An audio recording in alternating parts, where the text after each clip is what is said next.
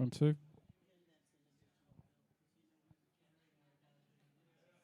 We were hearing you, by the way.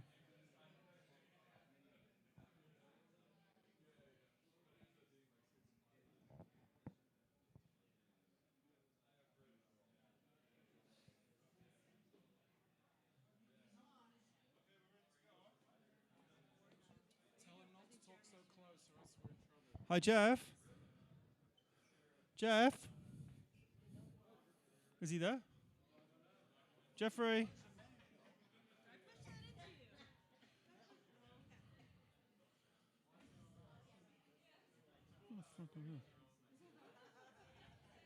He went to the bathroom, he was saying. Jeremy, that's your laptop? No. It's not. Oh. Jeff Kamlet in a Zoom meeting.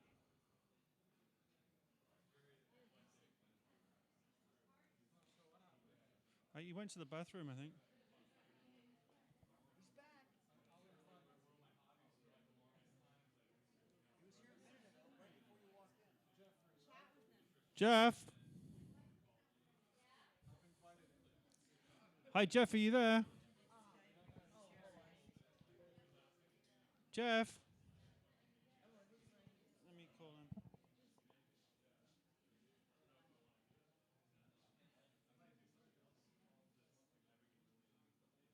All right, where are we? Jeff? Okay, sorry. I don't know why I lost you there. Ken Alper had suggested I go on the phone and the computer at the same time. But when I did that, it didn't really work. Let me see if I can get the slides back. Hold on. Can you talk further away from the mic? Can you move Okay. away from the mic? Is that better? Yeah. Is that better? All right. Let's round up the troops. Do you see my slides? Okay, everybody. Ding, ding, ding, ding, ding. Ding, ding, ding, ding, ding. Okay, everybody. Jeffrey Kamlet. Jeff Kamlet. I'm here, everybody. Hello. Jeff Kamlet. Can you hear me, guys? I'm here. Can you hear me? Okay. Hello, everybody. Can you hear me? Can you make him bigger, his face bigger for now, please?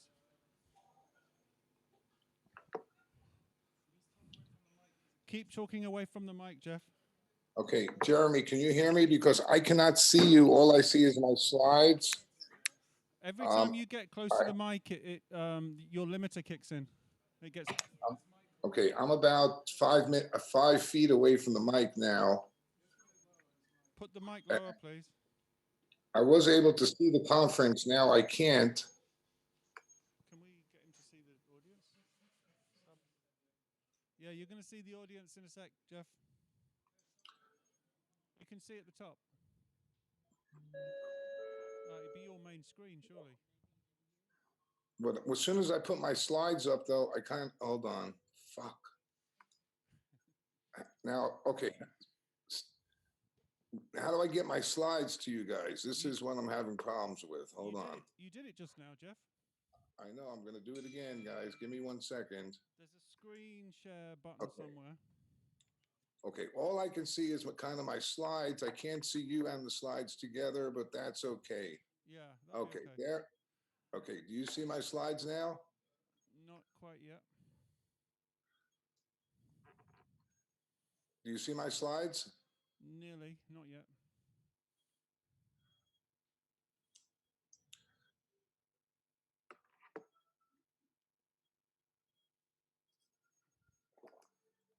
Yeah, it's coming. It's coming.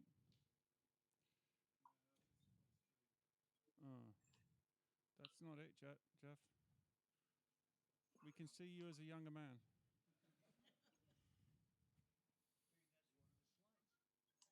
I just hit start video, but it put a line through the video camera. So am I doing something wrong? Yeah, before you did it okay. You did the screen share button, and your presentation came on. Hold on, give me a second here. Let me go back to Zoom. I think it's icons screen share. Must be. Oh, shit.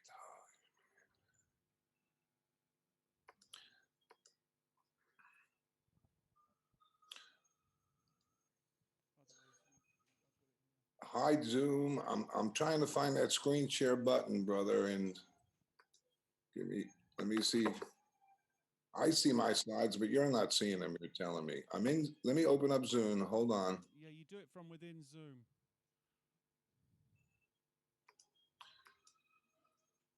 Show video. No, it's share your screen. Now I got a picture of me and you. Share. Okay, on the bottom it says mute, stop video, invite, manage participant, share. Share should be. Now I'm on share. Okay. Now I'm opening up PowerPoint. Yeah. Do you see the slides now?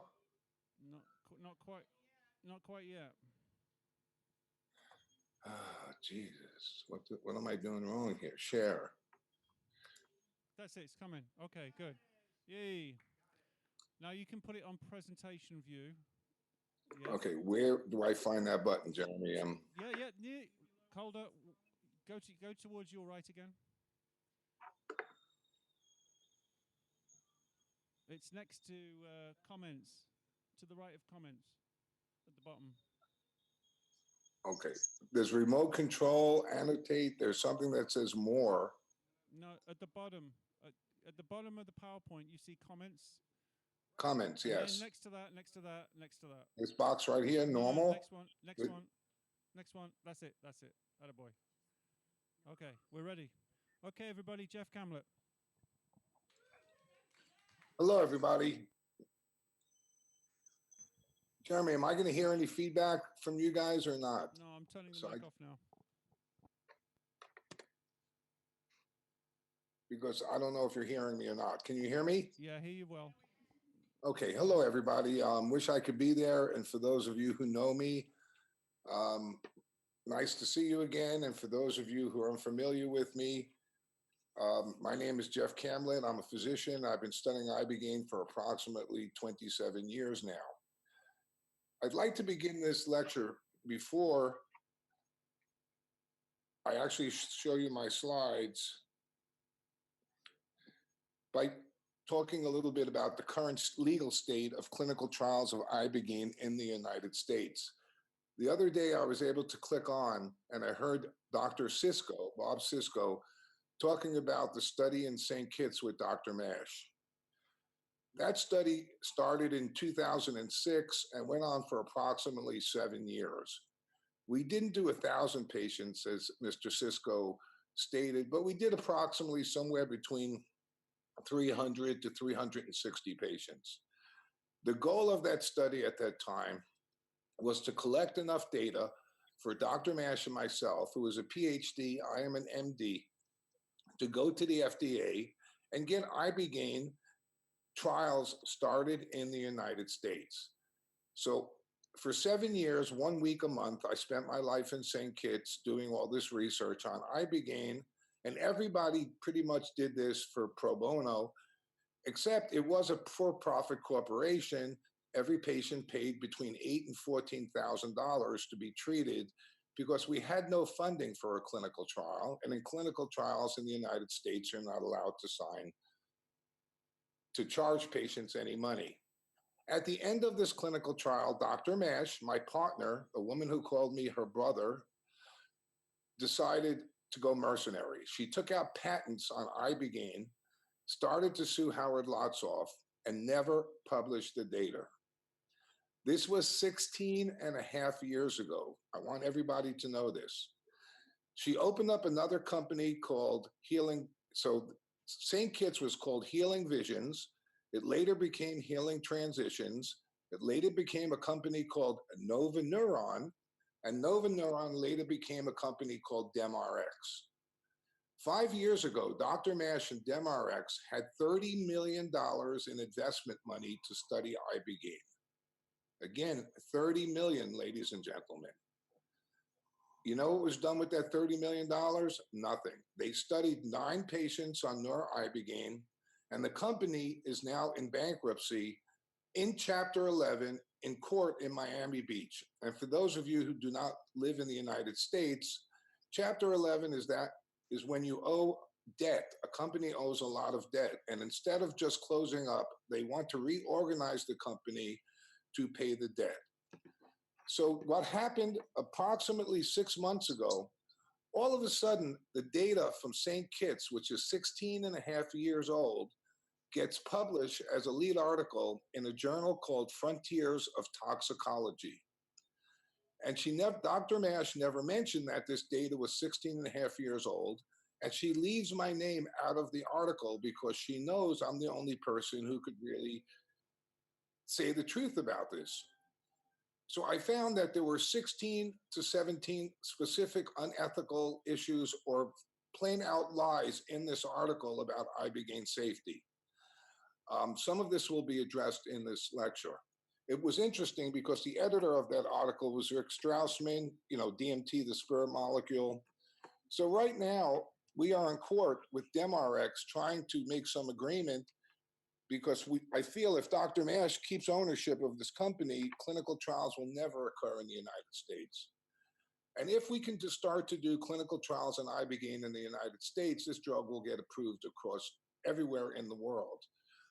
To do a good clinical trial requires the enrollment of approximately 50 to 60 patients, and I believe would cost us upwards of $30 million to do something that would get the drug to market. Yet we have this funding, we have the place to do the trials. I'm a principal investigator certified to do clinical trials. I know more about Ibogaine safety than probably anybody in the world, and yet I am being stopped from doing this strictly because of Dr. Mash. So right now, I'm also battling with Frontiers of Toxicology to have this article retracted. So they wrote me a letter. They want proof of the 16 claims that I've made. I'm in the process of getting them the proof they need to get this article retracted. But this is a very expensive legal battle. We're already into almost $300,000 in legal fees, and it's not going very well. So I just wanted to update people like Bob and Dana on what the current legal state of Ibogaine is. And I believe had this data been published 16 and a half years ago, Ibogaine would be available in the United States right now. And I'm also sure if Dr. Mash gets her hands on this drug is never going to be available until she gets very, very rich. None of us here are here to make a profit. We're here to help people and bring this drug to the sick and suffering addicts that need it and people who need it for other reasons. But unfortunately, Dr. Mash and DemRx, that's DEMERX, if you want to look it up, has another agenda. Okay, so I'm going to begin my lecture, folks, and I hope you can hear me well. Everything good there, Jeremy? You can hear me fine? Crystal clear. Okay. I'm calling my lecture From Womb to Tomb because we're talking about sacred plant medicines and what can be learned from medicines. So if there are a lot of entheogenic drugs out there like ayahuasca and psilocybin and LSD and many plant teachers, what's so special about Ibogaine? Why is Ibogaine of critical importance right now in the face of an opiate epidemic and 85,000 deaths in the United States last year, predicted to be between 150 to 200,000 deaths in 2019 to 2020? I like this slide from a movie called Cloud Atlas. Our lives are not our own. From womb to tomb, we are bound to each other, past and present. By each crime and every kindness, rebirth our future. Most of us are in a self-centered model. We consider ourselves to be the master beings of this planet.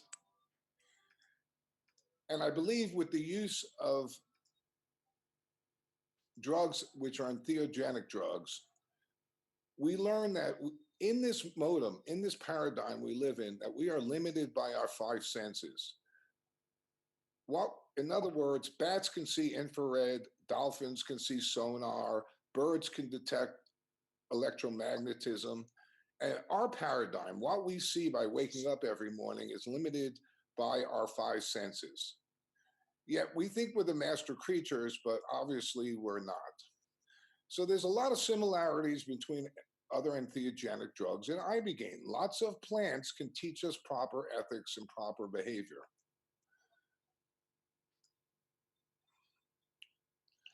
Right now, we're seeing an interesting time in our lives because we've got natural versus synthetic entheogenic drugs.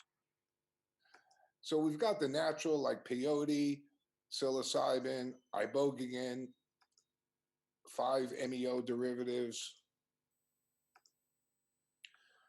morning glory seeds. A local TV station just asked me to do a news story here in Miami about high school children ingesting morning glory seeds.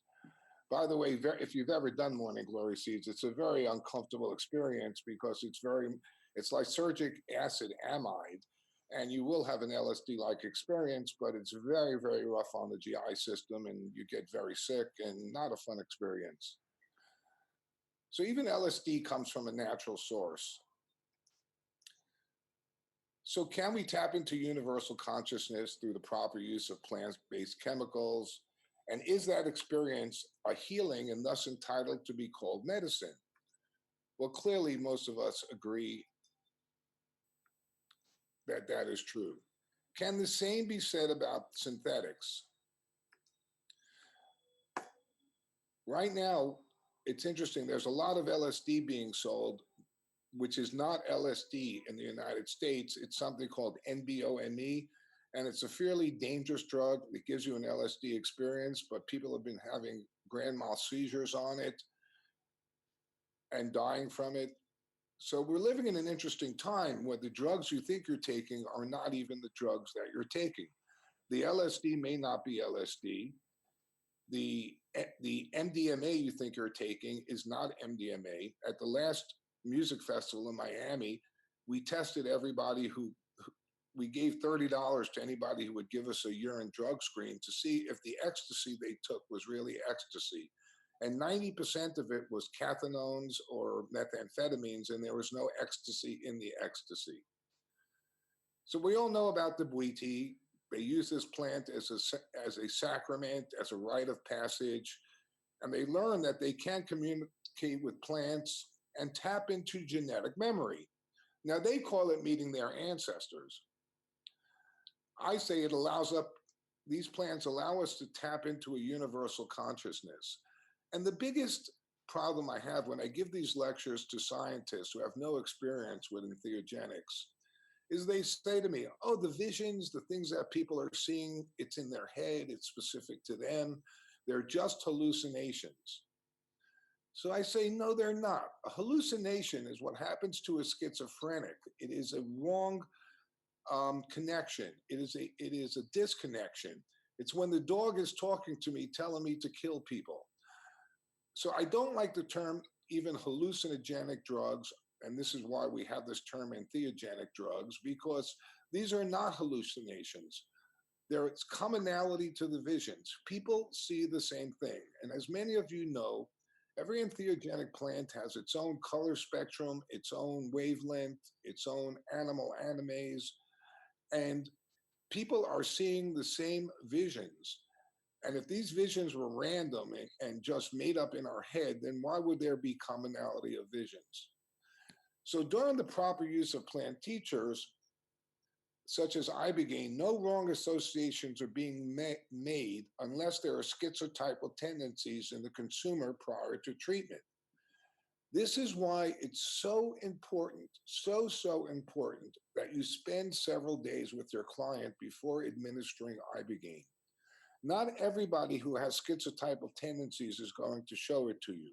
They may appear to be very, very normal when you talk to them, but if you spend some time with them, you'll see occasionally they make wrong associations, and you give them the drug, and they're left after the drug frozen in this kind of paranoid state. And this is especially true. The drug that I've seen do this the most is ayahuasca.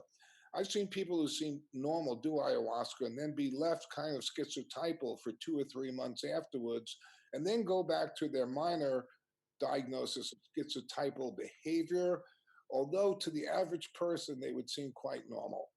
So when you're just calling somebody up on the telephone and you say, show up at my clinic, and you're treating them the next day, and you really haven't spent some time talking with them, I think you need to be a little bit more careful than that, and really get to know your patients and see if they're good candidates for taking Ibogaine, aside from all the safety precautions I'm going to talk about in a few moments. So if these visions are random and don't exist, if they are really unreal, I'm telling people that they are real as life itself, but not always accessible to our consciousness.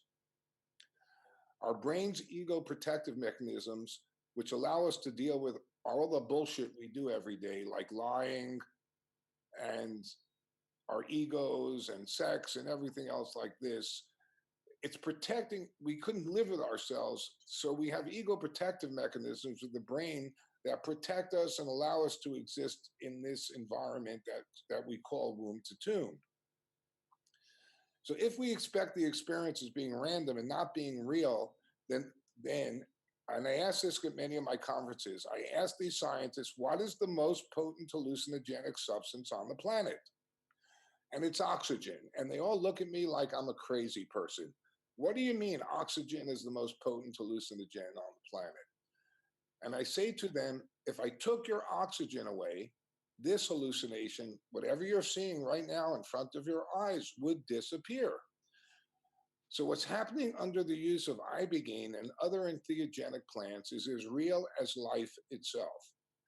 And I'm been around this planet for almost 64 years now, and I've been researching these plants since I'm 18 years old. The interesting part about this is no matter how much you research, no matter how much knowledge you get from entheogenic plants, you still don't come up with any answer as to where have I come from or where am I going. You may have an experience which mimics what it might be like after I die and give me some idea that I'm going to be responsible for my behavior after I pass on, but the answers still elude us. And that's why I like to call this lecture From Womb to Tomb. So what is any paradigm? What is something where I'm being asked a set of questions? I have a set of questions and the answers are unknown. And I say that's a test, and that's the test of life. And I love back in the days of Ken Kesey and the Merry Pranksters, they used to call it the electric Kool-Aid acid test. And this test was really, can I take acid and enjoy myself, or am I going to have a bad time because I can't let go of control and thus the experience becomes uncomfortable. So we've talked about there are similarities amongst the experience of different plants, and yet each one is very unique.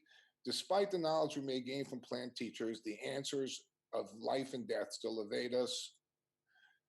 So again, why am I here? I don't know. But if you can get lost down the rabbit hole, if you keep thinking, I'm just going to do more entheogenics and more entheogenics, I call this instant shaman syndrome. I used to have a bad joke, guys, and this is probably not for people at this conference, but I used to say, what happens if I give a sociopathic heroin addict Ibogaine? So that's the question. I'm giving a sociopathic heroin addict Ibogaine. And my answer to this bad joke was, they get clean and they open up a clinic. So most of these people who run these unethical clinics, and they exist all over the world, trust me, they are not in Porto today. They don't show up at conferences, but they've done Ibogaine once. They've had that experience. They think it makes them an Ibogaine expert. And they open up a clinic somewhere giving people Ibogaine. And yes, they kill a person or two or three or four or five here and there, and nobody really cares. I am here to tell you that done in the proper an ethical, safe medical psychosocial model, Ibogaine flood dosing for opiate dependence and alcohol dependence and other drug dependence, specifically stimulants like cocaine and methamphetamines, can be done 100% safe, but it takes a lot of work. Pre-treatment, during treatment, and post-treatment, and this is where I want to focus the rest of this lecture on. So the whole idea, can I learn proper behavior from ingesting sacred plants? Yet the answers elude us. Now, why is this so important now? When we're fighting in court right now to get control of DemRx as to who owns the patents to Ibogaine and nor Ibogaine, for opiate withdrawal and drug withdrawal. And unfortunately, Dr. Mash's company, DemRx, has taken out hundreds of patents, which prevents anybody else from doing research. So I'm asking people, would you like to be part of a group that donates $30 million so we can do phase 1, 2, and 3 clinical trials in the United States and bring Ibogaine to market in 5 years? And everybody says no, because when we do this, at the end, we're going to be sued by Dr. Mash, who says, thank you for doing the research, but I own the rights to the drug. So I don't know what anybody can do here, but I hope if everybody at this conference writes a letter or sends an email to Dr. Mash and like, how do you live with yourself when people are dying? Maybe something will get done. So Ibogaine is this vast controlled experiment. Frank Vacci, the ex-head of NIDA, called Ibogaine a vast uncontrolled experiment. So we know that this is what's so important about Ibogaine. Why is Ibogaine critically important in an age where psilocybin and ayahuasca and even LSD and MDMA are all coming to light as drugs that have value for treating things like PTSD, bipolar disorder, depression, dealing with cancer, end-of-life issues? What makes Ibogaine incredibly important and unique, it is the only substance on the planet, the only substance we know of that will ameliorate opiate withdrawal syndromes and post-acute withdrawal syndromes within 2 to 4 hours of ingestion. I've literally seen patients, we give their last, I treat at 8 o'clock in the morning. So they take their last opiate about 11 o'clock at night, and by 8 o'clock in the morning, they're still uncomfortable. And the patients tell me as soon as the drug hits them, 2 to 3 hours into ingestion of oral Ibogaine, they feel the withdrawal dissipating and disappearing. Now, in the United States now, we have an opiate epidemic. The heroin is not heroin, it's all fentanyl and fentanyl analogs. And to give you an example, when I moved to Miami in 1988, we had 8 opiate deaths a year.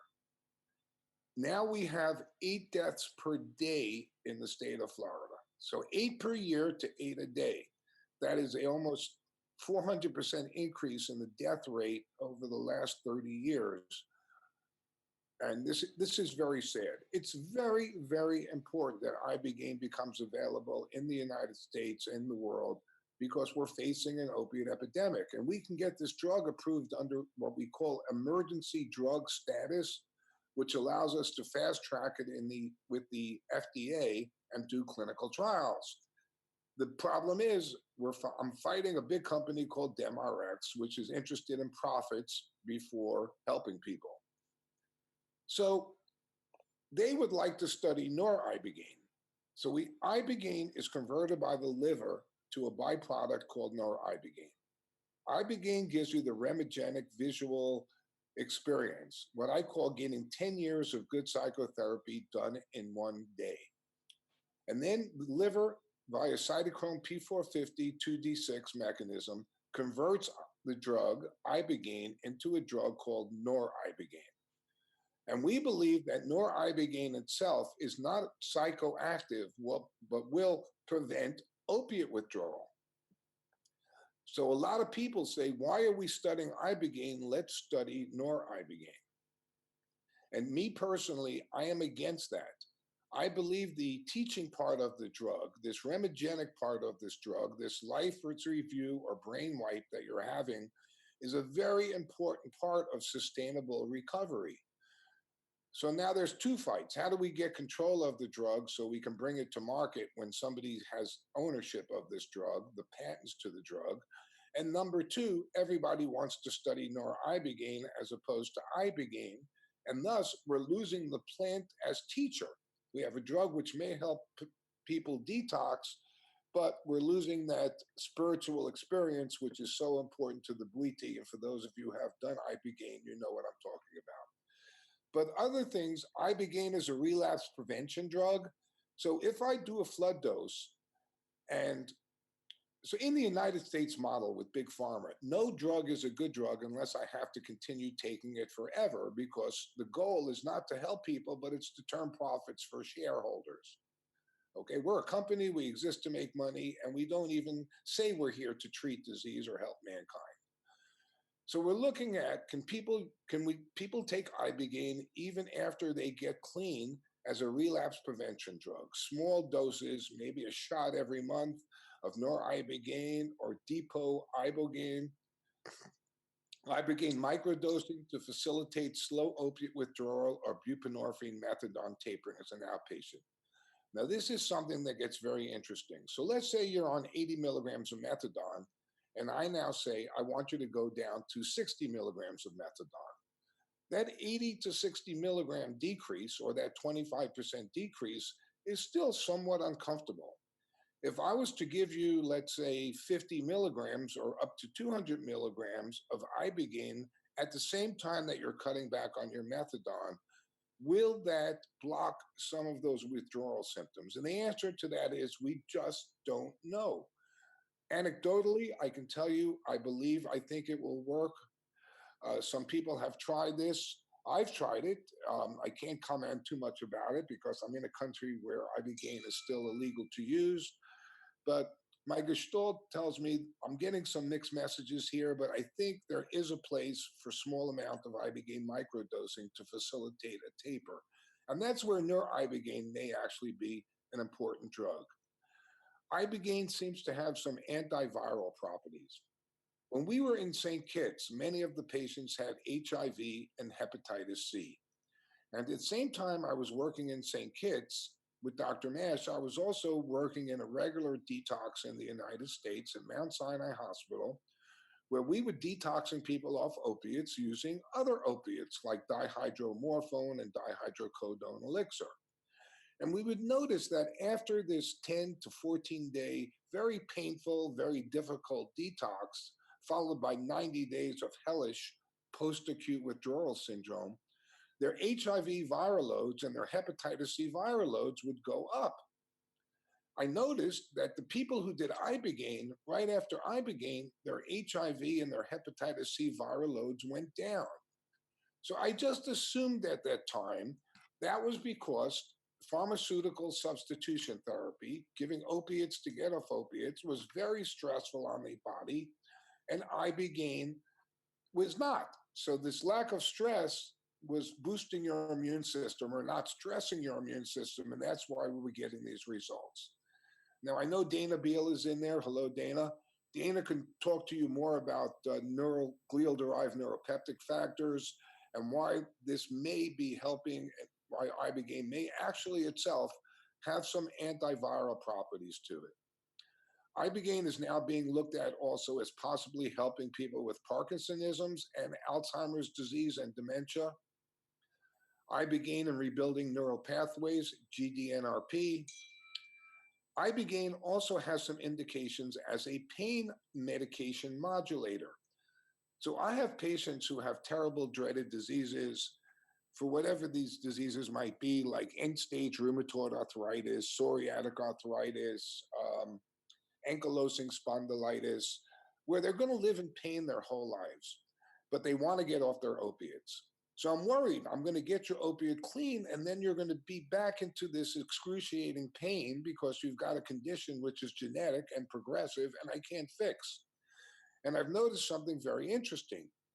After an Ibogaine flood dose, these people do not seem to be in pain for 30, 60 to 90 days. And then the pain does come back. But what happens if that patient was to do little booster doses, follow-up doses after a flood dose of Ibogaine? So I'm wondering if giving small amounts of Ibogaine, like a monthly shot of noribogaine or using small doses of Ibogaine, may actually be a new way of using non-addicting medication to help people with chronic pain. And then I also believe that Ibogaine is doing such bizarre things to EKGs that one day it may even be a new drug in cardiology. So again, can I learn proper behavior from ingesting? And that word should be sacred. It's not scared. Sorry about that, guys. It's funny, ingesting scared plants. It should be sacred plants. And yes, every time I take these drugs, they scare the shit out of me. And the answers elude me no matter how much information I have.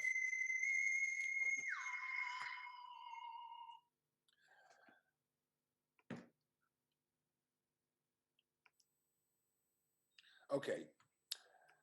For some reason, the slides keep popping back. So what do we know so far? Does flood dosing for opiate addiction work? Yes. Does Ibogaine work for preventing relapse from alcohol and cocaine abuse? Yes. Does it work for crack, crystal, meth, etc.? Plus and minus. Our success rate in St. Kitts in treating those people who were addicted to crack and crystal, not alcohol, cocaine, or opiates, was about 50%. So most of them felt pretty good after treatment, but about 50% relapsed within the first 30 days. And it's not a physical withdrawal from those drugs, but the mental craving for the drug is so strong. Does Ibogaine work for benzodiazepine withdrawal? No. And this is so, so important. Dr. Ken Alper and myself now are working on an article. If there are three things we can do to prevent people from dying from Ibogaine, what would those three things be? And one of those three things, one of the leading cause of deaths, if we look at all Ibogaine cases, are grand mal seizures following Ibogaine administration.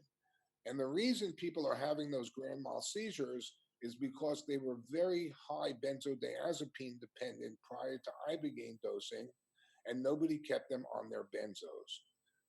So to the audience and to the providers there, I want to tell you how I do this. A patient comes to my office and says, hey, I'm taking 180, 200, or 500 milligrams a day of oxycodone, or I'm on 100 of methadone and 120 of oxy a day. We calculate everything into morphine milliequivalents to figure out a standardization. But the patient also says to me, I'm also taking 8 milligrams or 10 milligrams or 12 milligrams a day of Xanax or Valium or Ativan or clonazepam. And I tell the patients, look, I cannot get you off both of these drugs at the same time. And if you're going to do if you're not going to do Ibogaine and you're going to a regular US detox, yes, they can slowly taper each one of these drugs. But even then, it makes the detox much, much more uncomfortable. But you're in a lockdown setting and seizures could be managed. But if you're giving a patient Ibogaine who's dependent to benzos, this is what I tell them. I can't get you off the benzos and the opiates at the same time. So let's leave the benzos alone. Let's get you off the opiates. And we change the benzos to always to the longest acting benzo, and that is clonazepam. Remember, Xanax is the shortest half-life, and clonazepam has a 12-hour half-life. So no matter how much drug they're taking, I try to get them down to somewhere between approximately 4 milligrams of clonazepam a day, either 1 milligram in the morning, 1 in the afternoon, and 2 at bedtime, or 2 milligrams BID. And I leave them on that. And we give them a flood dose of Ibogaine. And even the day that they're taking Ibogaine, we continue to give them the benzos, even during treatment. If you take 2 milligrams of clonazepam twice a day, during the 24 hours that you're going to be under Ibogaine flood dosing, we give you that benzo because I don't want you going into benzo withdrawal or having a seizure or anxiety during your Ibogaine treatment. Then I tell the patients, when you get back to the States, anybody that you're giving a flood dose to, you must have a very concrete aftercare plan. So if you're selling Ibogaine as the cure for addiction, I think you're selling a lie. I think Ibogaine is the cure for opiate dependence. It is not the cure for addiction. So how I get off a drug and how I stay off a drug are two very different paradigms. So whether people are coming back and they're going into therapy, they're making lifestyle changes, they decide to do it through the 12-step programs, whatever it is, people get well disease. Oh, I took Ibogaine, I feel great. And unfortunately, and the patients that I've looked at who don't do something, some don't have a very specific after flood dose aftercare plan that you have verbally contracted with before giving them the flood dose, that the great majority relapse within 6 to 12 months. I actually did a retrospective study that showed that more patients were relapsing in the first year after Ibogaine flood dosing than were relapsing in the horrible US model of detox, simply because US detox always sent the patient to aftercare rehab. And most Ibogaine providers are not sending patients to any kind of aftercare program. In other words, if you believe, as I do, that true addiction is an incurable lifelong disease that we arrest one day at a time by incorporating spiritual principles into our life, then we can agree to disagree. But I believe certain people, the type of people who never feel right unless they've got an opiate in their system, they battle this to the day they die, and you find a way to live. And Ibogaine helps build new neural pathways. But I've seen too many patients have 10, 15, and 20 years clean, myself included. At 10 years clean off of opiates, I had uh, an operation, a problem in the hospital, and they sent me home with 20 Percocets. And that took me through 6 months of hell and the whole need to actually get off these opiates again after having 10 years without a single opiate in my system. So I believe once you're neuroadapted, you remain neuroadapted, and you need to stay constantly vigilant for your whole life. So Ibogaine is the only drug also that does not require a standard pharmaceutical detox before Ibogaine flood dosing for short-acting opiates. So if a patient is on Suboxone, Subutex, or Methadone, or even a fentanyl patch or MS-Contin, long-acting morphine, remember, when the patient takes their Ibogaine flood dose, you don't want any long-acting opiates on board to compete for the mu and kappa receptors in the brain, which I believe noribogaine is fitting at as a pseudo-irreversible agonist of mu and kappa opioid receptors. And this is where a lot of confusion comes. A lot of clinics are telling patients on Suboxone, you have to be off Suboxone for 30 days before I can treat you, or you have to be off Methadone for 30 days before I can treat you. So the patient asks the clinic, well, how am I going to get my opiates then? I mean, right now I'm doing something that's legal because I'm going to the Methadone clinic or I'm getting Suboxone from my doctor. And some people I've actually heard this from patients, well, go out and just buy it on the street. Well, that's not very good. You wind up in jail or dead or overdosing. So, and people don't understand this, but I've said this in many lectures. How soon after Methadone or Suboxone you treat an Ibogaine, you can do a flood dose of Ibogaine, depends on the half-life, the dosage of the drug you're taking. So let me give you an example. Let's say a patient is taking 16 milligrams of Subutex or Suboxone. The drug has a half-life of 24 hours. So they take their last 16 milligrams of Suboxone on day 1. Now, day 2, you're going to have to start to give them short-acting opiates, or otherwise they're going to go into withdrawal. So they took their last 16 milligrams yesterday. Today, the next day, they have half of that 16 left over, or 8 milligrams. On day 3, they have 4 milligrams. On day 4, they have 2 milligrams. On day 5, they have 1 milligram. On day 6, they have a half a milligram. On day 7, they have a quarter a milligram of Ibogaine, of Subutex or buprenorphine left in their system. And I've actually treated many patients on 16 milligrams of Suboxone on the 8th day after their Suboxone with almost 100% success. And the same thing holds true for Methadone. Another caveat here, when you're going to substitute short-acting opiates, I use either Methadone, liquid methadose, take that back, not Methadone. I use morphine or oxycodone as the short-acting drug when I stop the Methadone or I stop the Suboxone, buprenorphine, Subutex. But remember, on day number 2, they still have 8 milligrams of Suboxone left in their system. So they don't need that much oxycodone or morphine.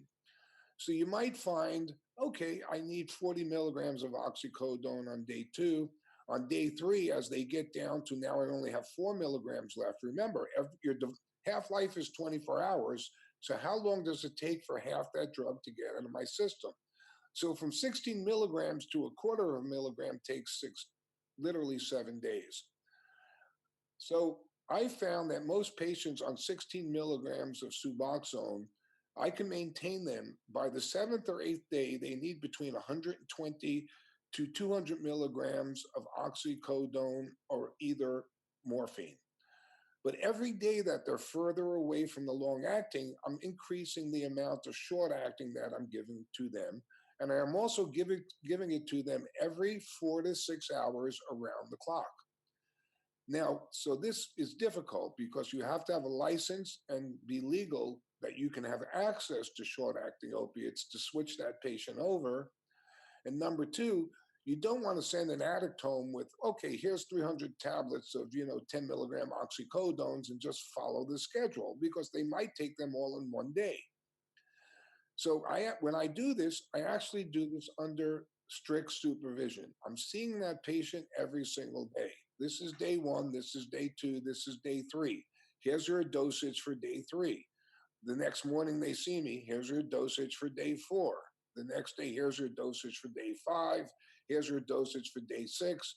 Day seven, we travel to whatever country we're doing the treatment in. Day eight, their last date. Midnight, they get their last dose of short-acting opiate, and at 8, 9 o'clock the next morning, they're getting their flood dose of Ibogaine. If they're taking benzodiazepines, again, hopefully you've switched them over to clonazepine, and you're going to continue them on that clonazepine. And I tell the patients, after Ibogaine flood dosing, let's not even worry about clonazepam or the benzos. Just stay on benzo harm reduction until you've got 90 days off of opiates. Let's solidify the fact that you've gotten through Ibogaine opiate post-acute withdrawal syndrome. So now that you have 90 days after your flood, you haven't relapsed, and I prove that by drug testing them. Then we can start a very slow outpatient benzo taper. And sometimes it takes 3 months, 6 months, 12 months, or 18 months to taper them off the benzos. But the only way to really get off benzos is to do a very slow mathematical taper. And when you taper somebody off a drug, guys, I want you to remember this. You can't say, just go down by 1 milligram every week or every month. You go by percentages. So if a patient is taking whatever amount of drug it is, for instance, when it's a benzodiazepine or it's opiates, I like to bring them down no more than 20% of their total dose every 10 to 14 days. So if you're taking 100 milligrams of something, 20% is 20 milligrams. But when now you're down to 50 milligrams, it's 20% of the 50. It's not, so every time if you tell a person go down by a set amount of milligrams, every time you go lower, it's a larger percentage of the whole. So I'm going to give you an example. If a patient's taking 4 milligrams of methadone and you say, I want you to go down 1 milligram every 10 days. So when they go from 4 to 3, you cut them back by 25%. When you go from 3 to 2, you cut them back by 33%. And when you go from 2 milligrams to 1 milligram, you cut them back by 50%. They're getting sicker, and you want to know why your detox isn't working. It's because you're not detoxing by percentages. You've picked a specific dose and said, go down by that same dose. And every time the dose gets smaller, it's a larger percentage of the whole. So when you're detoxing people off benzos post-Ibogaine, remember, you want to bring them down 20%. And this is if you're lucky enough to be able to get oral liquid medications, it becomes a lot easier. If you're trying to detox people off Suboxone, it gets very hard to break a 4 milligram or 8 milligram pill into 1 milligram pieces. This is where these Suboxone strips can be folded and then folded on horizontal. And with a scissor, you can literally cut off 1 milligram off an 8 milligram strip and do a taper, okay? So caution with long-acting opiates, caution with patients who are alcoholic. Patients who are alcohol dependent must be alcohol detoxed before giving Ibogaine flood dose. So with opiates, you don't have to cut them back at all. You just have to make sure they're on short-acting opiates. But someone who is alcohol dependent, Ibogaine is not going to prevent alcohol withdrawal syndrome, and that patient will still go into Wernicke's, Korsakoff's, or delirium tremens. So alcohol detox is easy, guys. Alcohol detox usually is alcoholics or detox using benzos. It usually takes 5 to 7 days. And I treat my alcoholics 7 to 10 days after their last drink, doing a standard alcohol detox. Again, I said it doesn't work for benzos, and be very careful about synthetic and centrally acting drugs. Always drug test your patient before giving them Ibogaine. I've seen people not drug testing patients and then patients having seizures post Ibogaine because they didn't know that benzodiazepines were in their system. For those who are using urine drug cups with the little strips on them, you need to know that oxycodone will not test positive for opiates. You need to have a specific test for oxycodone. Fentanyl will not show up as an opiate. You need to have a specific dipstick for fentanyl. And synthetic drugs will not test positive at all. So when that in that urine cup, clonazepam does not show up as a benzo because it's a synthetic benzodiazepine on a urine drug test cup. So the patient will pee in the cup. It says negative for benzos, but yet that patient may be taking 8 milligrams of clonazepam a day, and now they're having a seizure 2 days after Ibogaine. Also, there's a new drug available called Vivitrol. Does everybody in the audience know about Vivitrol? Vivitrol is basically Narcan, long-acting depot naltrexone. Narcan is the antidote for opiate overdose. A company did some research that patients who are off of opiates for at least 7 days, it first started with alcohol. Patients who were alcohol detoxed and were free from alcohol for 7 days, who received a monthly injection of long-acting depot naltrexone, had a better, much improved sustainable recovery rate, meaning they relapsed less than those who didn't get the shot. Several years ago, Vivitrol, or depot naltrexone, got FDA approval for opiate addicts also. So the question is, you can't give a patient Vivitrol until they have 7 to 10 days from their last opiate. So never give a patient Vivitrol until you drug test them and make sure there's no opiates in their system, make sure there's no alcohol in their system. If you give an opiate-addicted patient a shot of Vivitrol, you're going to throw them into permanent, intractable, irreversible narcotic withdrawal that's going to last a month, because this shot lasts for 28 days, and once you give it, you can't take it back. So the question becomes now, if I've done Ibogaine and I finished my Ibogaine dose, can I get a Vivitrol shot? And this is something new. This question has never been brought up before at any conference. My feeling is no. I do not give patients Vivitrol post-Ibogaine for the first 90 days. Because Vivitrol is acting at mu kappa, sigma, gamma, and delta opiate receptors. And we're not really sure yet how Ibogaine works or where it fits in the brain. I'm hoping if I get to do this clinical trial, it will involve it's going to involve pre and 2 post-Ibogaine PET CT scans of the brain. So hopefully we'll know exactly what receptor sites noribogaine and Ibogaine are actually hitting. But in the meantime, I think Vivitrol may antagonize that 90-day window of opportunity that post-Ibogaine flood dosing gives people. So it is my recommendation that nobody get a Vivitrol shot during at least 30 days post-Ibogaine. And if the patients are doing well, then I give them that Vivitrol shot at 90 days. Some patients feel like the Ibogaine effect wore off at 30 days. Great, take your Vivitrol. If they're getting a 90-day effect, good, then take your Vivitrol at 90 days.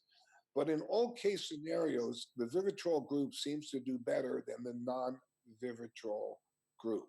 But Vivitrol immediately post-Ibogaine, I believe, is a no-no, because I think the two drugs, noribogaine and Vivitrol, are competing for the same receptor site, okay? So Ibogaine carries other very specific, unique safety drug problems that other drugs don't have. So we all know about QT prolongation, that Ibogaine is a QT prolonger drug, as other drugs who are metabolized by cytochrome P450-2D6. So one of the exclusion criteria is, number one, before you give anybody Ibogaine, you must have a full set of blood tests. That includes a CBC, a Chem 18 panel, thyroid functions, and an EKG at minimum. So why do I want the CBC? I need to make sure they're not anemic, because anemia can cause problems with hypotension and volume depletion during treatment. Why is those electrolytes so important? Because if sodium or potassium is off, your chance of having an arrhythmia during Ibogaine treatment is greatly, greatly increased. And I need to know that your liver enzymes are not incredibly elevated due to hepatitis C or alcoholism or whatever. If your liver enzymes are more than 2 times to 2.5 times normal, in my book, that's an exclusion criteria. You cannot take Ibogaine. Also on the EKG, anybody who has a QTC that's 480 or above, I'm going to look at with extreme caution. I'm not saying they can't be treated, but if you don't feel comfortable treating a cardiac arrest, or you're not very comfortable treating complex arrhythmias, pass that patient on to somebody who is. I've recently treated several patients who had permanent pacemakers and bypasses and very complex cardiac conditions, and they all did well. But yes, I had to push medications during flood dose treatment and know how to interpret the pacemaker readings during that treatment. So you can always say no to a patient. Just if you don't feel comfortable, if your instinct tells you something might not go well here, then defer it to somebody who can, or tell that patient Ibogaine is not the only way to get clean. There are other ways to do this. Okay. Also, getting a set of labs 90 days prior to flood dosing makes no sense to me. Those labs should be at least like within 14 days of treatment, and the EKG should be fairly recent too. The next thing I have to caution you, a lot of patients, clinics are saying, you come to our clinic and we're going to put you on a very spiritual cleansing diet prior to your Ibogaine treatment. So you're going to fast. Some places we're actually giving cathartic enemas and trying to wash out their system. And those patients wound up having torsades. One had a pacemaker put in, and there are several deaths. You don't want to do that, because you're going to be washing out electrolytes, potassium and sodium. So no fasting diets, no purging, just normal diet. And patients should be nothing by mouth for at least 8 to 12 hours prior to Ibogaine, because we don't want them throwing up their dose, and you don't know how much has been ingested. And number two, I need to make sure your electrolytes, specifically sodium, potassium, chloride, and bicarb, are normal, or you're going to be much more at risk of having an arrhythmia. Now, Ibogaine does cause bradycardia.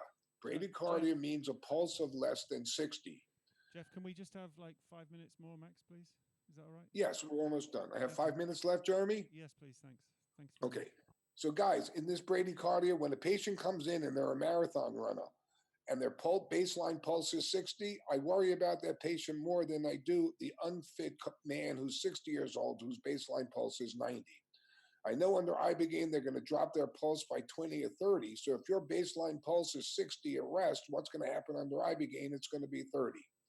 Hypotension. Dr. Mash, in the article in Journals of Frontier, said it's orthostatic hypotension. The hypotension is not orthostatic. Ibogaine causes hypotension. If you don't know how to treat hypertension, don't treat. I give all patients a liter of sodium with an amp of mag sulfate in it prior to treatment, so they're high in magnesium to prevent torsades, and they have a lot of volume on board. We have QT prolongation resulting in torsades. Be careful on patients who are addicted to stimulants. There are They're more prone to have VTAC and ventricular ectopy due to hyperexcitable heart syndrome, and with potentially lethal ventricular arrhythmias, and hyperserotonin syndrome. Be careful that they're not on any other antidepressants that produce serotonin. Okay. The newest problem we've had for 20 years, Ibogaine is causing very bizarre T waves. The T wave normally looks like a sine wave on any kind of voltmeter. When the drug starts to get metabolized, as soon as Ibogaine hits you and it's being converted to noribogaine, we're seeing biphasic T wave, notch T waves, and disappearance of the T waves. For 15 to 20 years, I couldn't figure out why, but now we know it's due to something called hERG blockade, and this is very important. Not every patient has these bizarre T wave changes, but they're present 50% of the time. And it goes back to normal as soon as the visionary part of the drug is over, and now they're into what I call the cognitive phase of the drug. They're no longer having visions, but they're thinking about what they saw. I do not unhook them from that monitor until that EKG goes back to what it looked like before I gave them Ibogaine in a baseline. So this T wave here, can you see my pointer on your screen? Mm-hmm. Okay. Yep. This T wave, this is a normal T wave. This T wave will become biphasic, and in many patients, it will actually disappear completely. And if you start to see U waves and things like that, be very careful. So at start of treatment, your T waves should look like this. When Ibogaine is being converted to noribogaine, you'll see loss of the initial curvature. Sometimes the T wave will disappear. And when it goes back to normal, you're pretty much safe to disconnect the patient from the EKG. Here are some examples of the bizarre T wave morphology from an actual patient I treated. Look at this. Does that look like the one I showed you before? Very, very different, and can be very scary if you don't know what you're doing. So patient pre-selection, inclusion-exclusion criteria, being a qualified provider, and standardization of product. I see people tell me, I went to a clinic and I took 2,300 milligrams of Ibogaine. Well, I don't know what kind of Ibogaine those people are using, but I know 2,300 milligrams of 98% pure Ibogaine hydrochloride, where the clinics I get it from, would be a lethal dose. So it's very hard to compare, clinic to clinic, because clinics are using different products of different purity to treat patients. I think when we're doing detox, we all need to be using Ibogaine hydrochloride. And this is a picture that a very famous Russian artist made for me after taking Ibogaine. If anybody's more interested in this, you can actually mail it to me, but you can see he's got my name in here and stuff, and clearly he had an interesting Ibogaine experience. Jeremy, I don't know if you have any time for some questions and answers, or if anybody would like to ask any questions. Yeah, sure. Thanks, Jeff. So, any questions, anybody?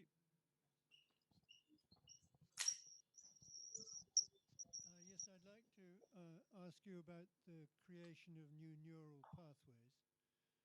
I have a daughter, age 6, who has cerebral palsy, and her Jeremy, I can't hear you. A little louder, please.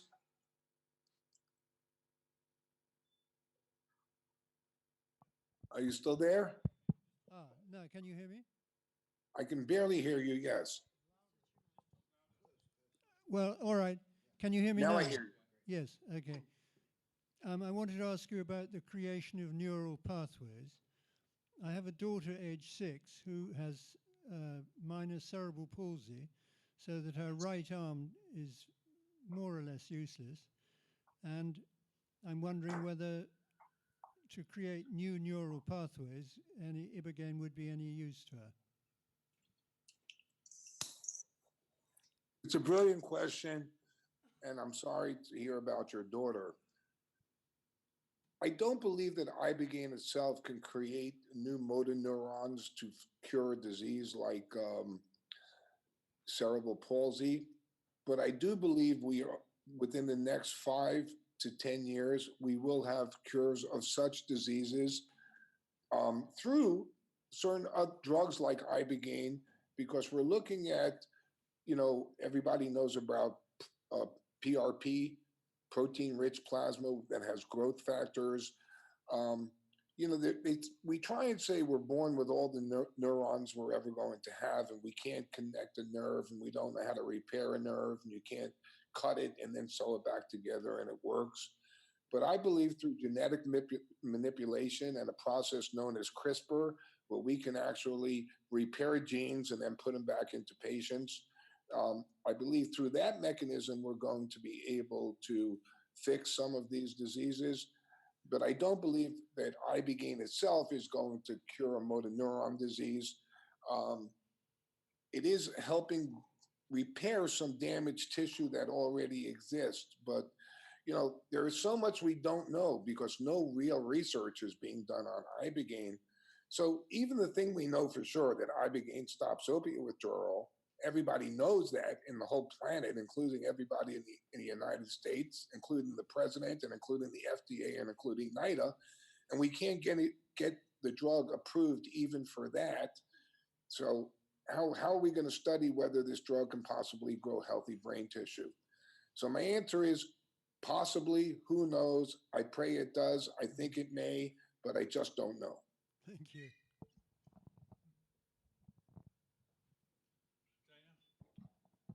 Hey, did you skip over a GDNF slide? Dana, you're much more of an expert on GDNF. I want to see the slide for a minute. Oh, I don't have much on there other than Ibogaine has been shown to produce GDNRF. That's it. You truly know a lot more about that than I do. I think you're the first person who even told me that, made me look at it. Dana, I'm not really sure where the slide was, but we skipped over it. You were in a hurry. It was like 3 slides back or something. I just wanted to see it for a second. That's all, but that's all right. If you can't find it, Listen, folks, if anybody wants a copy of this lecture or any of my lectures, I will be gladly mail it to you. Just email me, and nothing that I have is proprietary.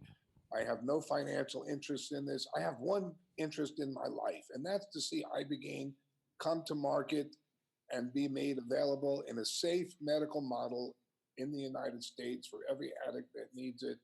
And right now, I am fighting such a brutal battle, such a nasty, ugly, terrible battle.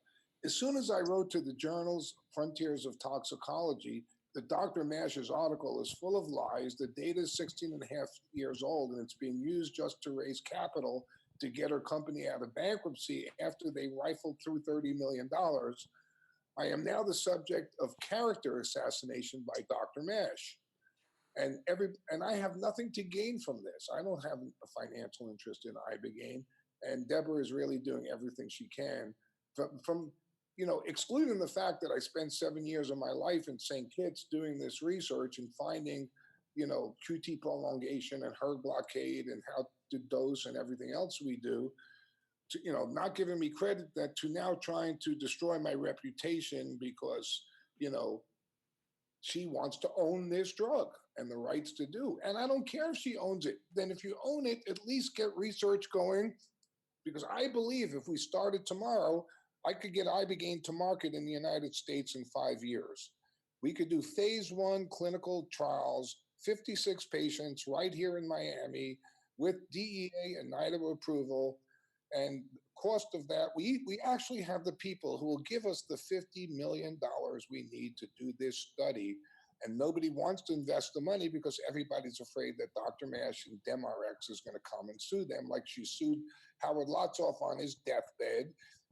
Just like she stole everything from Howard, she stole everything from me, guys, And I think it's time that all of us as a community need to start to write to Frontiers of Toxicology. How dare you publish an article without doing your due diligence, okay? And write to Dr. Mash, and how dare you, hold this stuff back when people are dying every year. 85,000 opiate deaths in the United States. How many of those people would be alive today if Ibogaine was on market and available here? And I've really tried, I've gone out of my way not to bump heads with a woman who once told me she was my sister, you know, but it's gotten to be, it's a nasty all out war, and she's not giving up control. And I'm afraid if she maintains control of the patents for Ibogaine for everything from A to Z, we'll be still talking about this 10 years from now, and still this will be a vast uncontrolled experiment. And there needs to be other people aside from myself, you know, asking her, speaking out, and you know, she can't keep propagating these lies to raise more money for her personal piggy bank. Sorry, guys. You know, to prevent the research from coming out. We are set to do this research right now, and everybody's working for free. The only problem we have is we can't get these patents away from Dr. Mash and DemRx. Does anybody have any other questions about treatment, safety issues? Yeah, hi Jeffrey, it's Anwar, yeah? Hello, Anwar. How are you, Dr. Okay, Jiwa? that's good. I know we have to keep on fighting, and your information is always extremely valuable. And I think we need to rally behind this situation that you are in. And I think with the support, maybe we can win this battle. But just coming to a question that I have, you spoke about half-life of Suboxone, buprenorphine, and methadone. Every 24 hours, you cut it down by 50%. Have you taken into consideration the accumulated effect that it had? Because they take in 16 milligram every day. Yes, yes. No, Anwar, this is a brilliant, brilliant question. Because, so what Dr. G was saying, let's say you take your first day of Suboxone, you have 16 milligrams on board today. Day 2, you take 16 milligrams, you actually have 16 that you took on day 2 and 8 left over from day 1. So you really have 24 milligrams on board. So yes, Dr. Jiwa, yes, you do have to take into account the fact that they, in your mind, how much, so a person who's taking 16 milligrams probably has about 40 milligrams on board every day. But this is what I found in the last few years. Patients on methadone and Suboxone, the minimum is 7 days, usually 7 days, sometimes 14 days, and sometimes longer. And the problem is getting enough short-acting opiates to maintain them from preventing them to go in withdrawal is difficult in the United States and difficult in any country. And in some countries, there are laws, like in the United States, that says I'm not allowed to give short-acting opiates to a patient who's an opiate addict, except for 3 days, and only 3 days, and they must be waiting to get into a treatment program. So what you're saying is correct, but this is what I've noticed. Patients that are being treated with Suboxone or methadone, and you treat them with Ibogaine, they feel very well after their treatment. They usually need, within the 7 days, you don't want to send them home from your clinic 2 or 3 days later. Hold on to them for 7 to 14 days if you can. And they usually require 2 to 3 small booster doses within that first 7 to 14 days. But something interesting happens. The methadone and Suboxone patients will get 30, 40 days, zero withdrawal, and all of a sudden wake up one morning and say, oh my God, I feel like I'm in withdrawal again. And you give them a small booster, 50 to 150 milligrams, usually tell them take it before you go to bed, and they wake up in the morning and they're totally fine. So aside from the two to three small boosters they may need post-Ibogaine flood, they may need 2 to 3 boosters during that first 90-day window of period too. And I think that the reason for that, I think, is exactly the reason you're giving, is because we've got half-lives backed up on half-lives and backed up on half-lives. So you are correct. It's not quite as simple as I made it sound, but that's a general good rule of thumb. I just don't think, telling every single person you cannot take a flood dose of Ibogaine unless you have 30 days off Suboxone or methadone. You should try to figure out, what quantity of drug do you really think that person has in their system, because even with half-lives. So you can do the math, okay, in 7 days, if I'm taking 16 milligrams a day, I probably got somewhere between 36 and 40 milligrams on board, okay, on that day. So if I start at 40, next day is 20, next day is 10, next day is 5, next day is 2.5, next day is 1.25, etc., and do your calculations that way. But yes, that's a brilliant question and needs to be taken into consideration. And like I said, instead of worrying about that so much, I just make sure they have access to the booster doses. And this is what's difficult. When you're in Mexico and your patient's going home to Ohio, and they don't have access to a booster dose 30, 60, 90 days later, it may be difficult. So I hope, I can't really say this because I'm be telling you to do something illegal, but let's say they're going to a country, they're not coming back to the US. And Hi, Jeff, sorry to interrupt you, mate. Can you just finish that question quite quickly? Because we've got two more questions and we should be finishing now. Yeah. Try and send your patient home with a couple of small boosters and tell them just don't take it for the hell of it. Use it only in case of an emergency and call you first before they do the booster, okay? Dr. Jeff, it's Rachel Barrett-Martin. Thank you so much. Hi, Rachel. How are you? Hey, I'm great. Better for hearing you talk.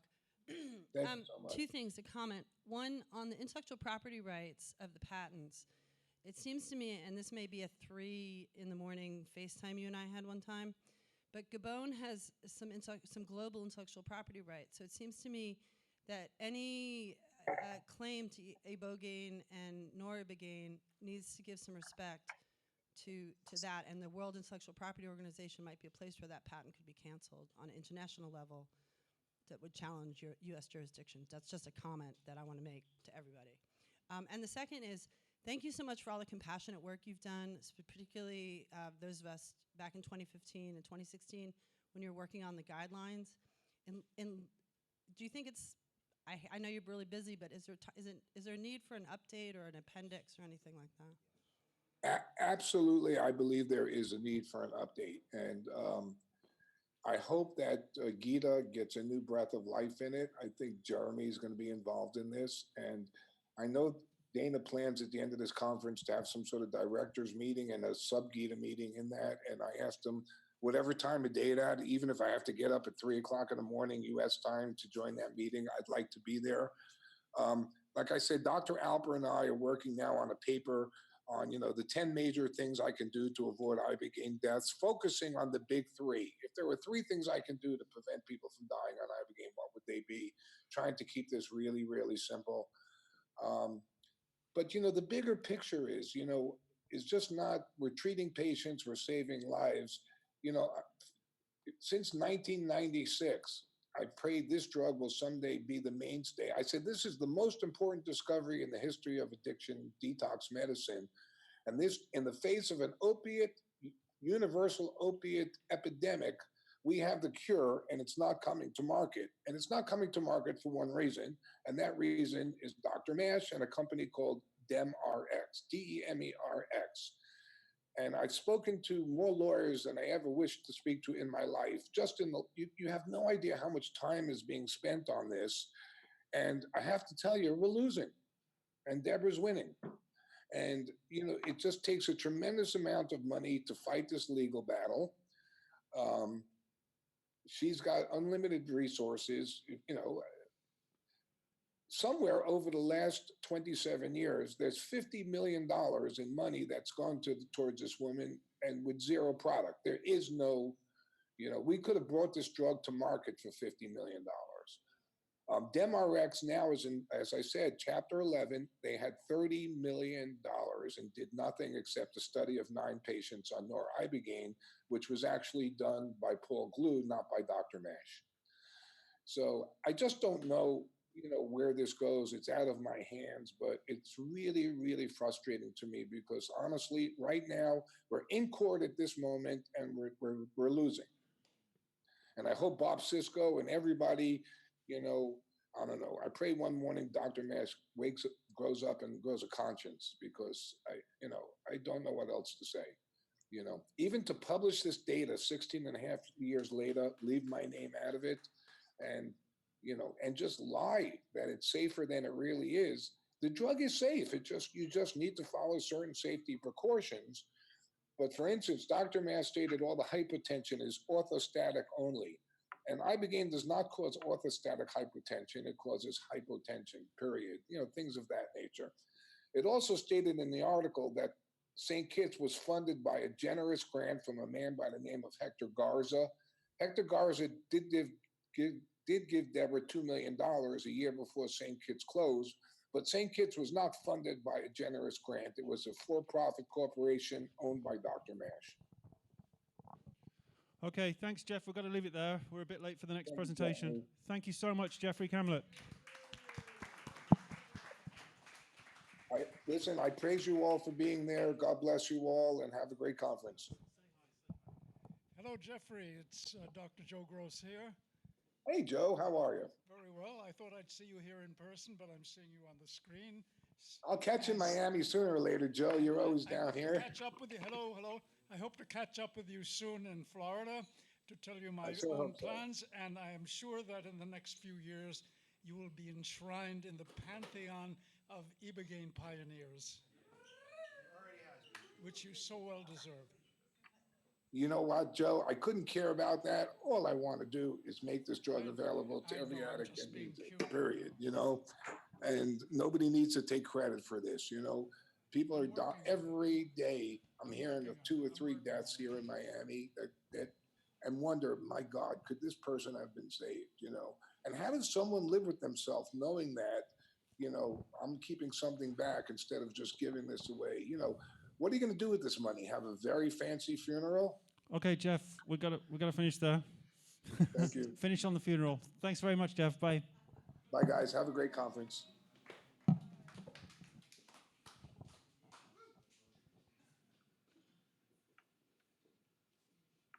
least I got my word in edgewise. Yes, you did. Well done.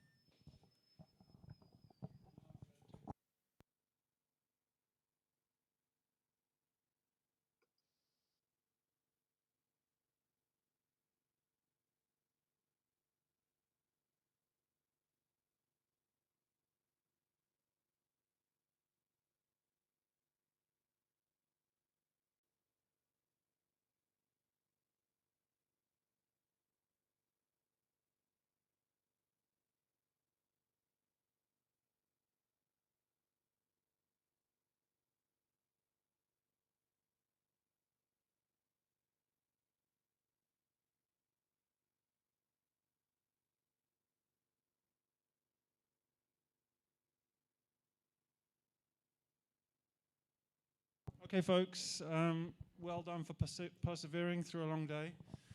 Amazing set of presentations, nourishing, I hope you all found. And for the final piece of nourishment, here's Chris. Thank you, Jeremy. Hi, everyone. It's really nice being here with family. I wanted to start, before I start my presentation, I wanted to say thank you to Norma Lotzoff from the bottom of my heart. I have so much love and respect for you and for Howard and for what you both catalyzed. And I thank you for your wisdom, and I thank you for your compassion, and I thank you for the beautiful things you shared with the world. And I have to say this because you two are a beautiful example. You and Howard are a beautiful example of how two people, I feel, can follow their hearts and follow their dreams and support each other and really change the world. And the choices you made, I think, have affected a lot of people in this room, but I for sure wouldn't be here in life, still walking around, enjoying breathing this good air if it weren't for the choices you two made. So thanks, Norma. I love you.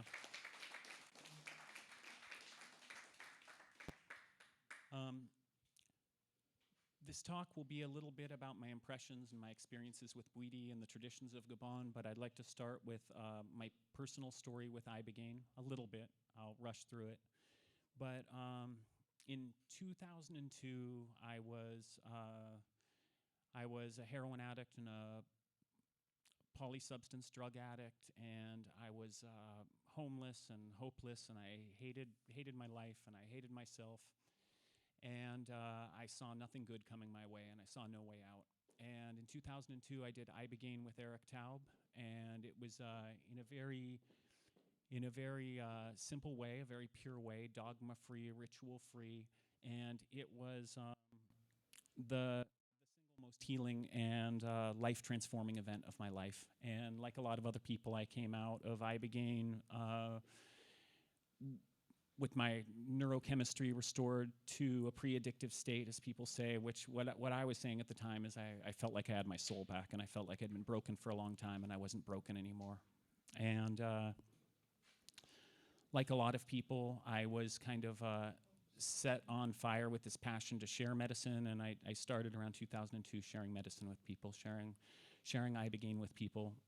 There's a word for it in Gabon, I forget what it is, but it's someone who's had the initiation change their life.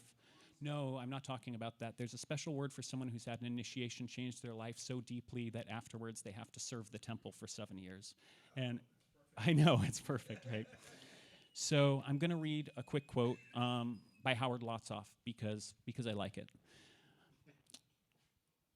When you go to somebody who has simply not seen Ibogaine's effect and say you have a drug that in 2 days can transform a heroin addict into a non-addict, we're not just talking about eliminating withdrawal. We're talking about transforming this individual into a non-addict. It is just not seen. People who see it believe it. People who don't see it don't believe it because it is just not within their experience. But once you place it in their experience, it all becomes obvious. This is what the user never anticipated. They never anticipated being able to experience a not addicted state again, because once you become dependent, you completely lose track of what it is like to be non-dependent. And Ibogaine in 24 or 36 hours transforms you into a state where you are no longer addicted, and you can recognize the distinctions between these two states, between the dependent state and between the non-dependent state. What you have with Ibogaine is a drug which can interrupt the prison of addiction and free an individual, whether it is for a day or a week or a month or a year, so that they can re-experience what it's like to be not dependent. And that's what makes Ibogaine so unique, that it has this ability to transform the individual, and every doctor who has seen Ibogaine work wants to use it, and the medical community and government agencies in opposition to it do not want the medical community or doctors or addiction specialists to see Ibogaine working, because seeing it is believing. So I went on to do treatments. I started in the United States doing underground work, different places, went back to some of the places I was the most broken, and started sharing medicine in New York for a while, Portland, San Francisco, different places. And after a period, I started seeing really the limitations of how I was working and how I wanted to be able to do more comprehensive work. And one thing led to another. And me and Mura began a home in Mexico where we have more space, more time to work with people, keep people around for 2 weeks and do proper preparation, proper screening, work in collaboration with good doctors and good people with different skills who want to participate, and also have a beautiful place for people to stay afterwards and heal up and integrate their process. And over the years, in both models, over the years of working, I started seeing that the more I learned about Ibogaine, the more questions I had, and the more answers I got. Each answer came with a big pile of questions. And also, over the years of working with Ibogaine, it kind of started taking its toll on me. I wasn't carrying it in a really sustainable way. Over 13 years of providing, I started struggling with burnout. I started struggling with chronic pain. Started getting some herniated discs in me. I started just struggling with the stress of the work, and I realized that I wasn't as grateful as I should be to be participating in something so beautiful and so miraculous. And as these two things started growing, me seeing the how much I wanted to learn and not knowing where to learn, and also me sort of falling apart under the weight of providing Ibogaine little by little, I realized I needed to go to Gabon. And so we did. And Gabon is, going to Gabon and participating in the traditions of Bwiti was not at all what I expected, and also exceeded all of my expectations. And one thing I'd like to say is I feel like there's a lot of distinction in the conversation. A lot of times things are divided into addicts in the West and people in Gabon undergoing initiation. And I don't feel that this is accurate. I don't feel that this is the truth. I feel that the exact same impulse is existing in Bwiti, and it's why people are seeking initiation in Bwiti, is the exact same impulse why people in the West who are strung out or struggling with drug addictions come to initiation. It's all about renewal. It's about transformation. It's about healing. It's about new beginnings. And while people in Gabon don't have heroin to struggle with, we also don't have high infant mortality rates and malaria and yellow fever and dengue and chikungunya to contend with. It's just a different part of hardships, but we're all human, and we all struggle with life and with broken hearts and with living through difficult things that we don't know how to reconcile. And so in both the context of addicts, heroin addicts or any kind of drug addict coming to Ibogaine in the West, or people in Gabon coming to initiation, I think it's exactly the same in a certain sense. So one thing I saw in Bwiti was one of the first things I noticed for sure was so much joy and so much musical and ritual genius involved in the work. And I'll kind of come back to that when I talk about the medical technology that I saw in Bwiti. But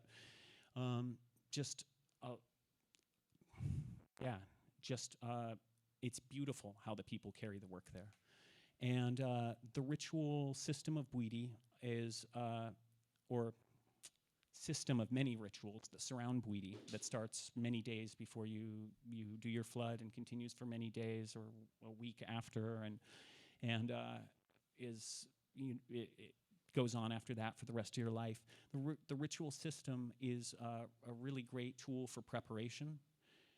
It's a really great tool for the support during the treatment and for making a very loving and secure environment to take the medicine in. And it's a very beautiful tool for the integration of the content of what you learn from your experience with Bwiti afterwards. It's like the series of rituals and the things that go into it and the steps that go into the process, like create sort of a basket that, or a container of some sort, not a physical container, a container inside of you that makes it very easy to carry your Bwiti home in. And by Bwiti, I mean what it is you learned through your experience with Iboga, and what it is that your life will become out of that. And it's a really hard thing to put into words. I'm going to try by a little story. So I thought it would be nice to talk about this parrot feather because I'm up here talking. And this parrot feather is very, very sacred in Bwiti. It represents the tongue. It represents the word. This bird in Bwiti is considered the creature that taught human beings how to speak. This is the animal that taught human beings how to use words. And if you're hanging out in Gabon, you can kind of believe it. There's this one domesticated but not caged, kind of free-flying African gray living in around the temple where we were, and it was the wildest little bird. But it made magongo noises, it made ngombe noises, it made the noises, two kinds of cat noises, one of a person who was making meowing noises and one that actually sounded like a cat. It made a few different varieties of like sinister laughter. It was a very confusing bird. It would come walking into the temple meowing, making magongo noises. And so, yes. And so in Gabon, they believe that this is the bird that taught us how to speak, and that contract with this bird is a contract with your word. And so in the preparatory phases of the initiation, there's a period of days before you do your flood dose where you're taking baths in the river and going to picnics in the forest with spirits and being painted white. I'd also like to come back to that, but being painted white with cal and taking plant baths several times a day. And during this preparation, a lot of different steps are taken. And at one point, maybe a couple days into it and a couple days before your flood dose, I don't remember when exactly, you come in and you present your confession to the temple. And they don't want anything left out. They wanted a confession, whether you think you've reconciled it or not, a confession of everything that's hurt you, everything that you've done to hurt, everything that you're not completely straight with. And so you bring your confession into the temple, and because I'm a Westerner, I wrote my confession and I brought it in, and they give you a little cut and have you put your own blood on the confession, and then they take this little feather, which is on a needle, and they get you on the top of the head, and they get you on the shoulders and the side of the knees and over the heart, and then they give you a little pierce in the tongue with it. And then they tell you you can go now, and we'll see you for your third bath this afternoon, and you leave the temple, and you're like, what the hell was that about? And then later, maybe the next day or the day after, I don't remember exactly when your initiation is actually starting, everyone's around you. You're taking your last bath. You're being painted white for the last time. Everyone's around you making music. You've already had a big spoon of wood, and torches are going, and the tracers are going, and things are just really starting to get weird. And you're just kind of deafened by this noise. And at that moment, they tie this feather to your head right here, and while they do that, they burn the confession over your head.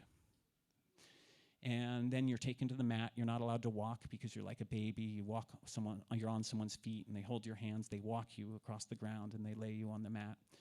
And you don't start laying down. You start sitting up, but they sit you down on the mat, and they start feeding you the wood. And this thing's just kind of hanging out there all night. And for me personally, it became a really powerful thing because my eyes were closed and I was absorbed in my internal experience. But whenever I would open my eyes, it would catch my attention. And there was usually a little white and black face on the tip of it telling me different things. And I didn't think it was out of the ordinary. I just kind of was like, oh, this little guy on my feathers telling me things. And I'd listen to him for a while. And he told me a lot of important things, most of which I forgot. And then your initiation continues. And you go home. And you bring your feather home. And ever since this time, whenever I hold this thing, it reminds me of all those elements of the process. And whenever I put it on, especially when we're working with people and we're eating wood and we're playing the Ngombe, whenever I put it on, so many things come back to me. Sometimes I can even remember the little things that I couldn't remember that I was being told during the night of my initiation. And so like this little thing has become imbued with like a great deal of importance to me. And the thing itself isn't really important. It's kind of about putting it inside of yourself. But it's just one of countless things that went into the ceremony of Bwiti. And each one of these things is like a little reed, and out of all of these reeds is woven like this container. And this container lives inside of you. And you can carry around the experience and the things you learned from this experience inside of that. And bring your Bwiti home, and have it easy to carry. And by Bwiti there, they don't mean joining a cult that doesn't have relevance to you. They mean your direct experience with Iboga, what you learned from Iboga, and what your life became out of that experience. So one thing I wanted to talk about was that from a provider standpoint, really surprised me to see was, and I'll just talk about a little bit of it, but there was really a wealth of medical technology in Gabon, and I wasn't expecting this. I want to start with a disclaimer. It doesn't replace our medical technology. It's saying it should be used as a substitute for our medical technology. I think if you love something and you want to do it, you should use every tool at your disposal to do it as well and as safely as you can. And it doesn't replace proper monitoring and fresh EKGs and hydration lines and all the other good things we can put into doing safe, good work with people. But in the absence of all these tools, they have definitely created their own system of medical technology that is a very effective way to do the safest, best work they can do. And so one thing that came up was sort of the total assessment of the Banzi, the person going to be initiated, the seed that hasn't sprouted yet. This is not something they took lightly. Like besides the confession, before they would even start the initiation, which starts many days before the flood, they wanted to spend 9 days with me to see how they would initiate me. And so there was a lot of time in the temple telling my stories, and they wanted to know about health conditions I'd had. They wanted to know about near-death experiences they'd had. They wanted to know about about times I'd been to the hospital, times I'd been to the doctors. They also wanted to know about the griefs I'd had and the hard things I'd lived through and the joys I'd had. And they were particularly interested in proximity to death that you've had at a variety of times in your life, which as a heroin addict for a long time, I've had a lot of proximity to death. And they wanted to know a lot about working with people with Ibogaine and how it was affecting me and how I was carrying it and how where it was making me weak, where it was eroding me. And so there was a great deal that was put into like wanting to explore me as a total person. It was a very holistic approach. And they decided out of that, among other things, they put me on, you know, their diet was pretty specific. They want you to eat well. They want you to have lots of plantains. But they also made me 2 trees out of tea bark. One was a blood-thinning tree bark, and one was a liver-cleansing tree bark that they wanted me to drink a lot of, as much as I could, every day for over a week before my session. I'll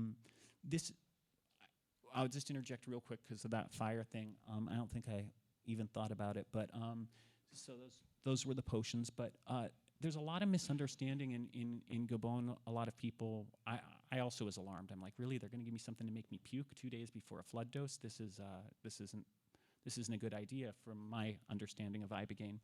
And but the vomitive they gave, when they gave a vomitive, I threw up very little. And they explained to me that they didn't need me to puke. The Iboga would clean me out.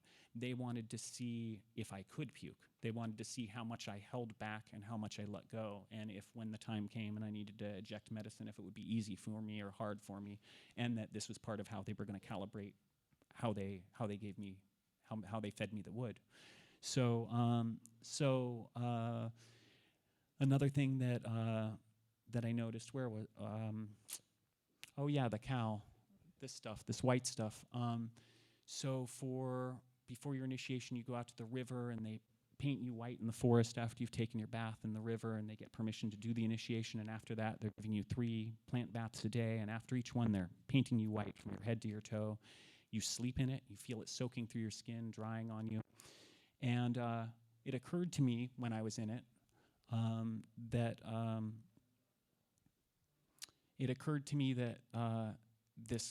it wasn't just the ritual purpose of erasing ourselves before going and traveling into the world of the spirits and the world of the ancestors. It wasn't just the symbolism behind it. They also paint you with a red stripe that's made out of a tree trunk, and there's a lot of layers of meaning behind everything in Bwiti, so there's probably a lot more than I know, but one of them is the white is the semen of your father, and the red is the menstrual blood of your mother.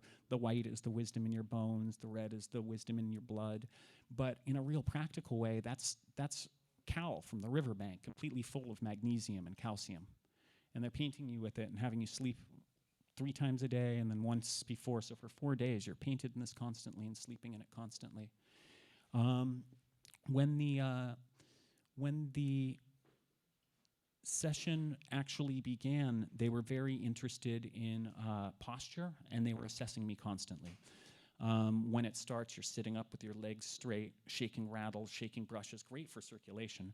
When you're actually allowed to lie down and go into, this was a beautiful initiation. This was after my initiation. We were really lucky to go to the village of Mitini and participate in this woman's initiation in a tradition of Bwiti. That in Bwiti, there's a lot of schools and a lot of specialization, but this particular specialization is Ibanji, and it's only for women. And it's for women specifically who want to learn how to go into possession trance and be able to channel the spirits of the waters and channel information for the benefit of the community. And before they're actually initiated, they actually have to be able to prove they can do it, go into initiation, go into possession trance after their initiation, and actually reveal, know things that are hidden and where they're hidden and what they are. But that what I was talking about is during the initiation, there was a lot of posture, attention to posture. When I was lying down, there was a woman, Mama Lucy, taking care of me the whole time. And she would make sure I never crossed myself, never crossed my legs, never crossed my arms. They were constantly assessing me, coming up, kind of touching my arm, feeling how the energy was coursing through me. And if it wasn't enough, getting me up, getting me to jump, shake my arms, shake my legs, walk with a lot of help around the temple, and get back down on the mat. Another aspect for sure was that I was never left unattended. You're never left unattended. There's people with you making music, watching you, and attuned to you, and taking medicine themselves throughout the whole thing. So I think another aspect that I didn't recognize as medical technology until I was the music. So that's Mama Lucy. That's the woman who took care of me and made sure I didn't cross my arms and straightened out my parrot feather. She's wonderful. So the music was not only the best concert I've ever been to, the best musical event I've ever been to, and incredibly well attuned to the experience I was having. Like the Magongo was the first part of the initiation. It was really where I was going through the depths of things, where things were very hard. I was going through my own wounds and the world's wounds and the trauma of Africa and the trauma of the world. And the Magongo was creating this landscape. It was not causing it, but it was attuned to it perfectly. And I realized many times that I was seeing things and understanding them, because I was also making a lot of peace. I was seeing things as I wouldn't be able to see them until I was dead. Is this kind of understanding. And then this guy comes in, this saint. As soon as things start to lighten, as soon as things start to glow inside of you, as soon as the relief and release really starts to set in, the Magongo just all stops, and you hear distantly bells and women's voices and the Ngombe playing, and it's getting closer and closer and closer. And in comes a procession of Bokaye, a wonderful harp player. I think he's been initiated 7 times, and his mom was initiated when she was pregnant with him in the belly, which I didn't even know was a possible thing until I went to Gabon, and still wouldn't recommend, but he's great. And in came the procession of the harp and the women singing and ringing bells and painted and dancing like spirits. And one woman had an umbrella with little animal ears and an animal face on it. And it was the sweetest moment. It was like so much relief as they came in, and the woman's voices and the harp playing, and they circled me and made procession around me, and he sat down on the tree. I was doing my initiation by a certain kind of special tree that you can see behind him. You have to paint it blue before you are initiated. I don't know why.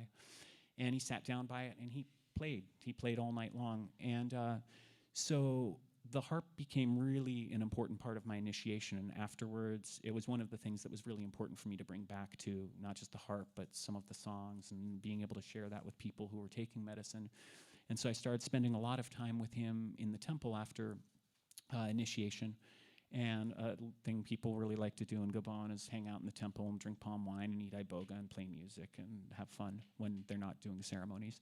And so he was trying to teach me a Bwiti song, a very simple Bwiti song, and it was getting really frustrating because you have to play 2 different rhythms with both your hands, and you constantly, as well, with me at least, I'd constantly fall back into sync of one rhythm, and he'd constantly correct me, no, it has to be 2 different rhythms, and I'd go back to one rhythm. And finally I was like, well, why is this important? Why does it have to be 2 different rhythms?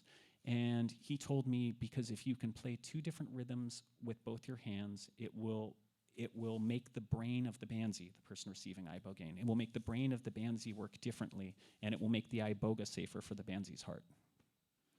And that wasn't really the answer I was expecting. I was expecting something a little more, maybe a little more, I don't know. I wasn't expecting that answer. I was like, oh, that's a really good, that's a great answer. This I just like, it's all the harps in the temple just hanging out together. They're having some conversation when we're not around. Yeah, and I think I mentioned it already, but you're just really never left alone while you're in your session. You're always attended. So Mama Lucy was there. I was really grateful for her. Do you remember how old she was? I don't either. She's older than she looks. But I don't want to say anything because I don't want to say it if it's not true. But it brings me to my next point, is like being an Ibogaine provider in the West, I'd seen an awful lot of burnout, and I'd struggled with burnout, and I'd seen a lot of colleagues and dear friends burn out, and I've seen this be a big question in the provider community. How do we carry this burden with more grace and more gratitude, and how do we not let it sort of, how do we carry it in a good way and for a long time? And then I come to Gabon, and there's all these old providers who've been providing for 40 or 50 or 60 years. and they're so grateful to be part of it. And they're generations deep. They've been giving people Ibogaine for so long, Iboga for so long, and with a great deal of, not always happiness, but a great deal of grace, a great deal of strength and endurance, and a great deal of gratitude. And so I was like, what are the missing ingredients? What are we missing here? What do we need to make this possible? Wow, look at them.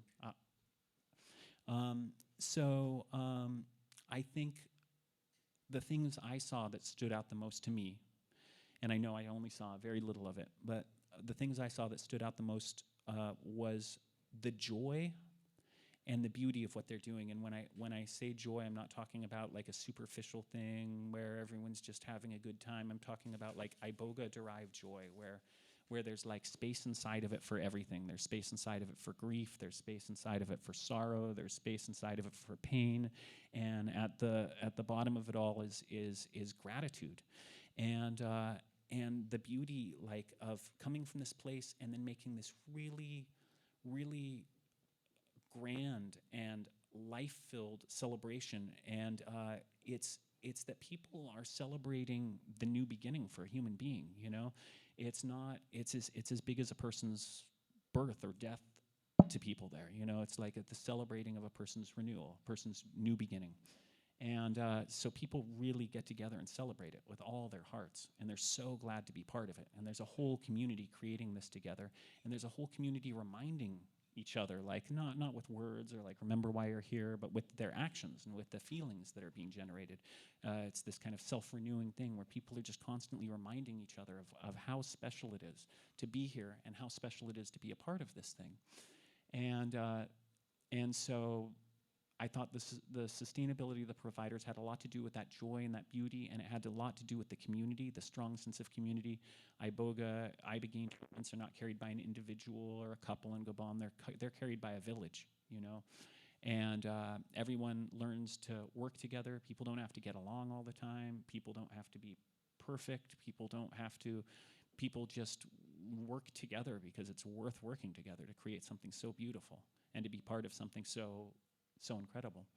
And so that and the music, like the fact that everyone's coming together and creating music together, it makes for a really fun party. People like getting together and eating Iboga wood and staying up all night and making beautiful music together. So I guess what I'm trying to instill here is that we have a lot to learn from the people of Gabon, and we have a lot to learn from the traditions of Gabon. And I really think that in working towards supporting and protecting the traditions of Gabon and the people of Gabon, we are protecting the origin of all of our work here, and we're also preserving our own opportunity to continue to learn how to do the work that we all love to do better and maybe more fruitfully and maybe more safely. And so I wanted to stress, like in my eyes, I was not expecting to find what I found there, but Bwiti is definitely not a body of superstitions. It's something more like very effective ancient technology that's been developed by people generation after generation, maybe countless generations, I don't know. And it's been developed for a long time, and it's been developed so at least part of the focus is that people can share this medicine in a more fruitful way, in a safer way, in a way that works for everyone better. And so I think us as Ibogaine providers maybe have an awful lot to learn by paying attention to what they're doing. I don't think we have to call ourselves Bwiti or include ourselves in something that doesn't feel right to us to learn from their technology, you know, and just do what we love to do as good as we can. So that brings me to sustainability, and I know we've all talked about this a lot, but I think this is worth talking about, and it's worth kind of looking at what our community and what our movement in the West, the kind of effect it's happening, what kind of effect it's having globally. So this is some of the information Ken Alpert shared quite a bit, but the exponential growth of Iboga and Ibogaine consumption in the West. So from 1963 to 2001, there's an estimated less than 1,000 people have done Iboga and Ibogaine outside of Gabon. Between 2001 and 2006, an estimated 3,400 people have done Iboga and Ibogaine outside of Gabon. So that is 4 times as many people in 5 years as the total number in the previous 40 years. From 2006 to the present, Ibogaine consumption has grown so fast as to become unchartable. We know most people are using Ibogaine, although maybe not anymore, but most people are using Ibogaine, I think, for its anti-addictive effects, its ability to interrupt heroin and opiate addictions and other kinds of addictions, but for lots of other reasons too, the psychospiritual and therapeutic and overall healing effects, and for PTSD and for depression and OCD and all kinds of stuff. And so I think it's really important that we become aware of our effect on things, and be really cautious how we proceed for the best interest of everyone. So I was going to talk about Francois a little or something. I guess we're coming there. But so the deforestation of this. So what I was going to talk about first is that in Gabon, there are plants grown by the temples, by the rivers. Thank you, Jeremy. There are plants grown by the rivers and by the temples and by people's homes. And it's plenty of Iboga wood to sustain the medical and spiritual traditions of Gabon. It's plenty enough to feed the village. Cool. This is Francois. He is also speaking towards the kind of Bwiti is there's a lot of specialization within Bwiti. This man's Francois. He's a Nima and a Ganga. And he lives kind of in a remote area. We had to cross a liana bridge across a river and down a dirt path to get to this guy's house. And he grows beautiful Iboga. And his specialty, I think he's Masoko, but his specialty is initiating people who have had extreme violence in their lives, and especially specializes in working with people who have killed people, and how to do that safely, and how to use other plant medicines with it to help people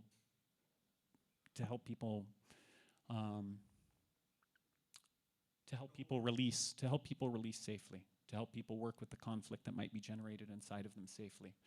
But he told us an interesting story that was the Iboga that grows in the deep jungle is not for humans, and it's dangerous for humans. It's for the animals and it's for the spirits. And then you go out to these plants and you give gifts and you bring the seeds back and you grow the Iboga for the people in the village next to the temples and next to the huts. And then over time, as it gets exposed to the traditions and the music and the harp, this Iboga becomes safe for humans to take. And I think it's a beautiful story. It's a story that really helps protect people from poaching the Iboga out of the forest. There might be other meaning too, but that's the loudest meaning I see, is it protects people from poaching the Iboga. So what I was going to say is, so people in the villages grow Iboga. They grow enough for them for sure. They definitely don't grow enough to sustain being toppled into a global marketplace. The global demand has contributed to the widespread poaching of this holy and very slow-growing plant. And I will talk a little bit about elephants, because this is something I heard a lot about when I was in Gabon, is the elephants are... a lot of Iboga growers really don't like elephants. They'll come and they'll just tear up a whole frickin' Iboga grove and eat all the roots. They love Iboga. And so they eat the fruits, they also eat the roots, and then they walk around on these elephant trails that they've been walking for generations, and they poop out fruits. And so one of the places you can always find Iboga growing is on the elephant trails. And so what several people in Gabon told me is the elephant poachers always know where the Iboga's growing. And so they are also some of the same people who are poaching the elephants are also poaching the Iboga. And I think this is a connection, at least, I don't know what to do with it, but at least worth being aware of, especially in light of the 80% of the forest elephants of Gabon have been taken by poachers between 2004 and 2014. That's crazy. Okay, and I think the biggest threat to Iboga is, of course, logging, and it's destroying vast tracts of forest in Gabon. And Gabon's a really unique, beautiful place. It is 85% forest, and it's 65% primary forest. There's only 1.5 million people, I think, in the whole country, and way more than half of them live in one big, crazy, ugly city, Libreville. And so there's a lot of villages and a lot of forest. And right now, at a steadily, exponentially progressing rate, people are going in there and cutting down the forest. A lot of it's going, ironically, to, I guess it's not ironic, but a lot of it's going to China, where it's being made into furniture that's then sold in the United States and Europe and other places. So I think this logging, this represents the greatest threat to Iboga, as well as the greatest threat to a tremendous variety of culture and music and traditions and communities and families and people and animals and plant life that depend on these beautiful forests for survival. Here, these women are preparing Iboga right now. They're singing and making a rhythm as they're cutting up the wood. So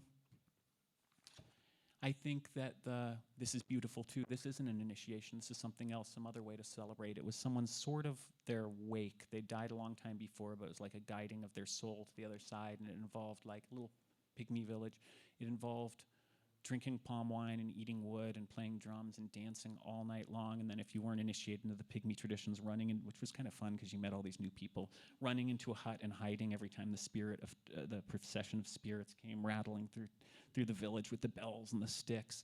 And you'd have to hide in the nearest hut and then come back out. And then a whole another day of dancing and eating Iboga and celebrating. And that was a little what. So I think the preservation of Iboga is really important to all of us. And if you're using, needing, or seeking out Iboga or Ibogaine for yourself or to share with others, please look towards sustainable solutions so we can collectively not use this life-changing, life-saving plant to death.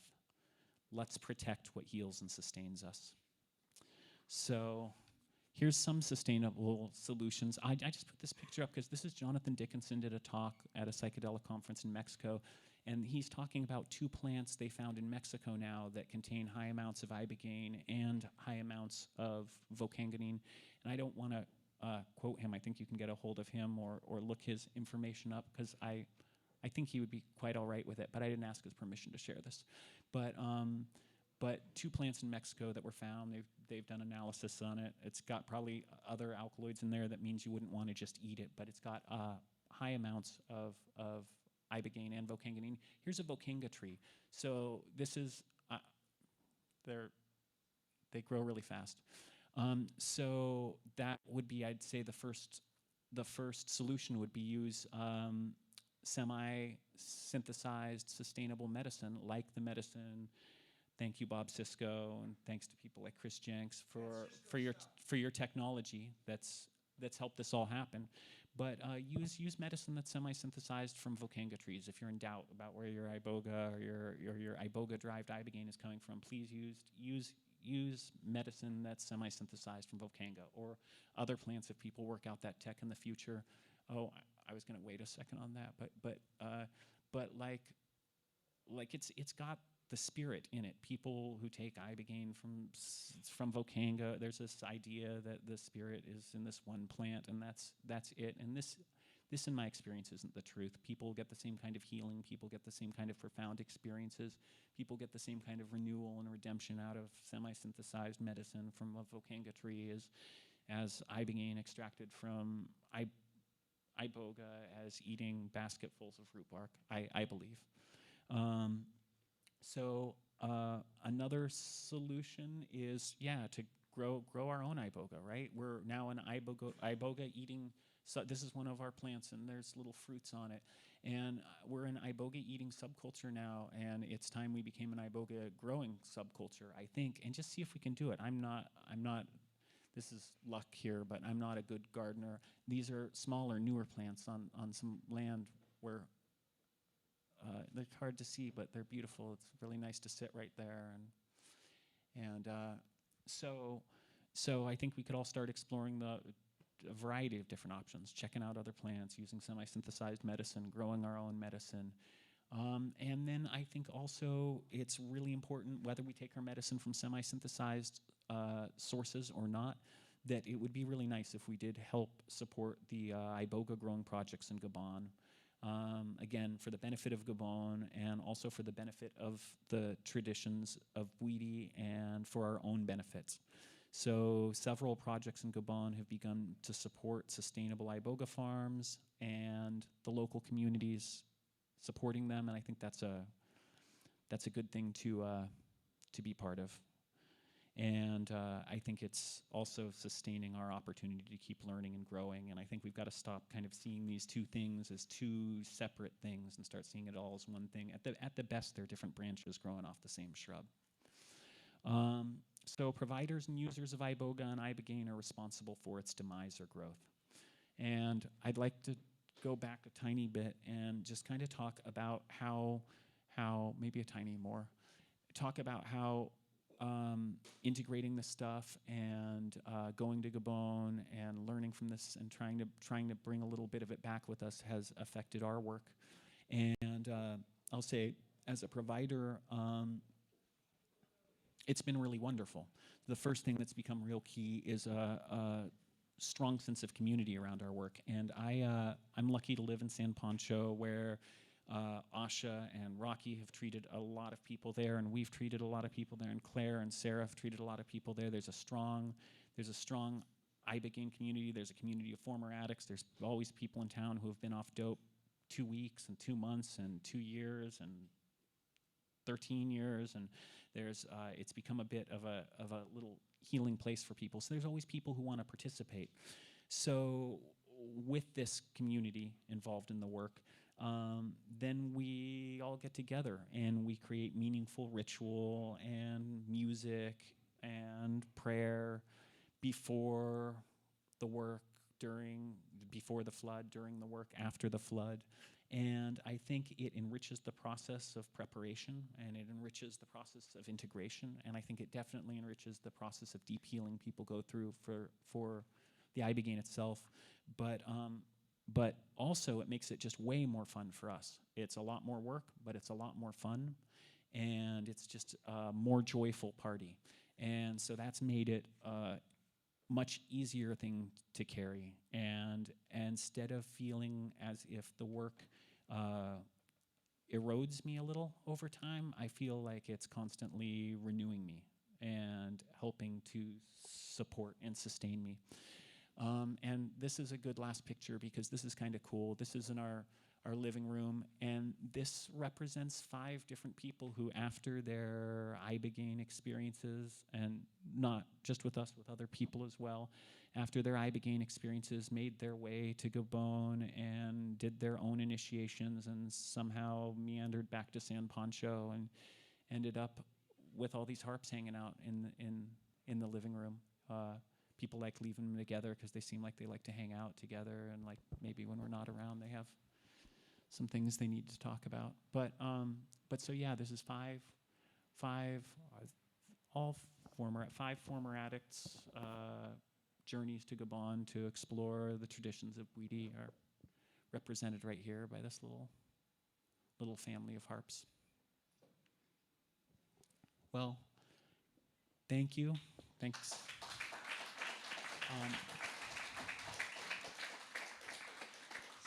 In Gabon, when a conversation has begun or ended, people say bokai and people say I, and bokai means we're all in this together. And people say buenye and people respond e, and buenye is the woman's version of we're all in this together. And when a man says it, it's respect the woman, respect your mothers, and respect the great-grandmother that we all share. And then people often end the prayer with ha ha ha, which is kind of obvious. It's like, who knows? Just, in the face of the mystery, sometimes all you can do is laugh. So, bokaye. Hi. Buenye. Hey. Ha ha. Basse. So, Chris, I haven't asked a question yet. Sure. So, the question about authenticity and how true to Bwiti rituals and traditions you stay in your work in San Pancho, and how important that is or how unimportant that is. I don't think I wouldn't call us true to the rituals. I'd call us incorporating, we know very little. I call it more like incorporating the cool things we could into the work. And definitely, I don't think it would be, I wouldn't call it strict Bwiti. I would call it, I was instructed, but I would call it using the tools at our disposal and the little bit that we do know to do better work. And as far as strict, not so strict, like flexible, like some people are more receptive, some people are less. We're certainly very flexible to adjusting the process as it's happening, which is how we've always worked. We're really responsive and we take a long time with people. But the person's own positive outcome and comfortable and successful session is the most important thing to us. So if adding things helps, that's wonderful. If removing things helps, that's fine too. And but surprisingly, and I was a little nervous because I did have the idea that I wanted to transplant some of these traditions, but I thought an awful lot more people would be really closed and resistant to it because it's kind of a, I don't know. And I just expected a lot of people to be resistant, and we found that not to be true. We haven't actually found a person yet who hasn't wanted to participate, even devout Christians and devout Mormons and people who, and we tell them too, if you go to the forest, this might seem a little strange, and this is coming from the body of an animist and an African tradition, and it's a very different sort of way to give thanks, and people want to do it, and it resonates with people, and I think it's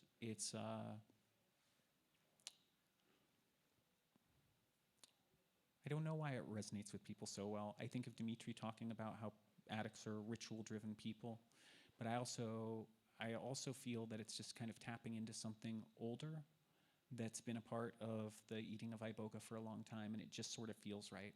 And a lot of it's loose enough that it can be shifted. When we pray together, we pray in our own language, And when people leave gifts in the forest, they spend time by themselves in a beautiful place, asking for the help they want and they need. It's not something that's not suited to them. They're not saying a prayer that they've been given by someone else. So a lot of the ritual turns out to be kind of a really useful therapeutic tool and maybe intention building tool as well, and kind of gives things a sense of a cycle too, like this is the beginning of the thing, this is the height of the thing, and then afterwards too, we always give closure doses, and that's something since before we went to Gabon, but to the last ceremony and the closure dose of medicine, it's like a sense of completion.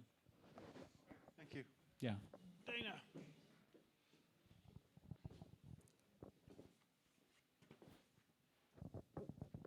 There's been this big argument about how expensive Ibogaine should be. And there are some people who say it doesn't really matter because the fraction of the cost of a treatment which is lucrative is really tiny, whether it's $100 or $200 a gram, right? But actually it makes a difference in terms of when you get to the point where the poachers are, right? I just would point out that at one time, we almost wiped out all the whales to come up with whale oil to light lamps. And then in 1859, they struck oil in Pennsylvania. And pretty soon, whale oil was obsolete. You had a problem with Standard Oil having a monopoly, but oil was really cheap. Isn't the way forward a completely synthetic Ibogaine made from some amine feedstock, which he says we can get for $35 a kilo? That is. I don't. Do you want to continue your question, or I? Yeah, think I have an answer that for you is. Yesterday we saw. We've gone blanking. Yesterday. Justin Kirkland, that's right. isn't the answer to make Ibogaine so cheap that the jungle really can't compete, right? And that just totally takes the pressure off the rainforest because everybody has Ibogaine for $1 a gram. I kind of don't think that might be a part of the way forward, but that's for sure not the whole picture. I think it's really important that in our decision-making process we also take into account the well-being of the people there who well, most of our medicine has come from. I mean, I've been Well, now I think most medicine is coming from Volcantia. Now not, but I've been sharing medicine since 2002. You've been around this stuff a lot longer than me. Most of our medicine that we've used cumulatively over time has come from Gabon. But not recently. And I just think it would be nice to find, I think there's got to be a way to, I mean, if we could make our own medicine for a really cheap price and treat a bunch of addicts everywhere for next to nothing, great, as long as you also maybe put a lot of that profit into sustaining people in Gabon to grow Iboga. Because there are also areas in Gabon, I've never been to them, it's what I've heard, I'm not sure about it, but there are supposedly places in Gabon where the Iboga has been so heavily overpoached that people are drinking beer in their temples now, doing dance parties with beer instead of Iboga, and that's terrible. I mean, that's where this whole thing came from for all of us. But we could make Ibogaine available for $1 a dose in Sure, and Gabon. that's a good. Well, It wouldn't be the same. I don't. It wouldn't be PTA. Yeah. It wouldn't be quite as good of a trip. I think part of the spirit of Ibogaine is the dynamic of being flexible and cooperation and collaboration and working together and finding solutions that are good for everyone. At least that's a lot of the messages I've received. And so I think you can't just, I think you can because it's your quest. But I don't think collectively as a community we can just over-focus on this, how to make medicine really, really, really, really cheap for us. And leave the people who have been the carriers of this medicine for a long time. It's for the in the dust. millions of, literally tens of millions of people need it. Yeah. I don't know. I have very mixed feelings. It's a real confusing issue. There's an awful lot of, I think a lot of people need medicine, and I like sharing medicine with a lot of people, and that's been one of my primary impetuses from the beginning, is sharing medicine with some people who can't get the medicine. I also have more of a firsthand experience now of the lives of the people in Gabon, and have people out there also who I love who are struggling the same as we are, and could use our help, and have been carrying something really, really precious long enough for us to find it when we needed it the most.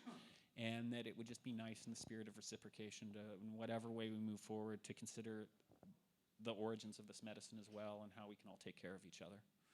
And I think that's a lot of the heated feelings in Gabon, specifically with our community, but in a lot of Africa anyways, is this sort of feeling like this consideration isn't given.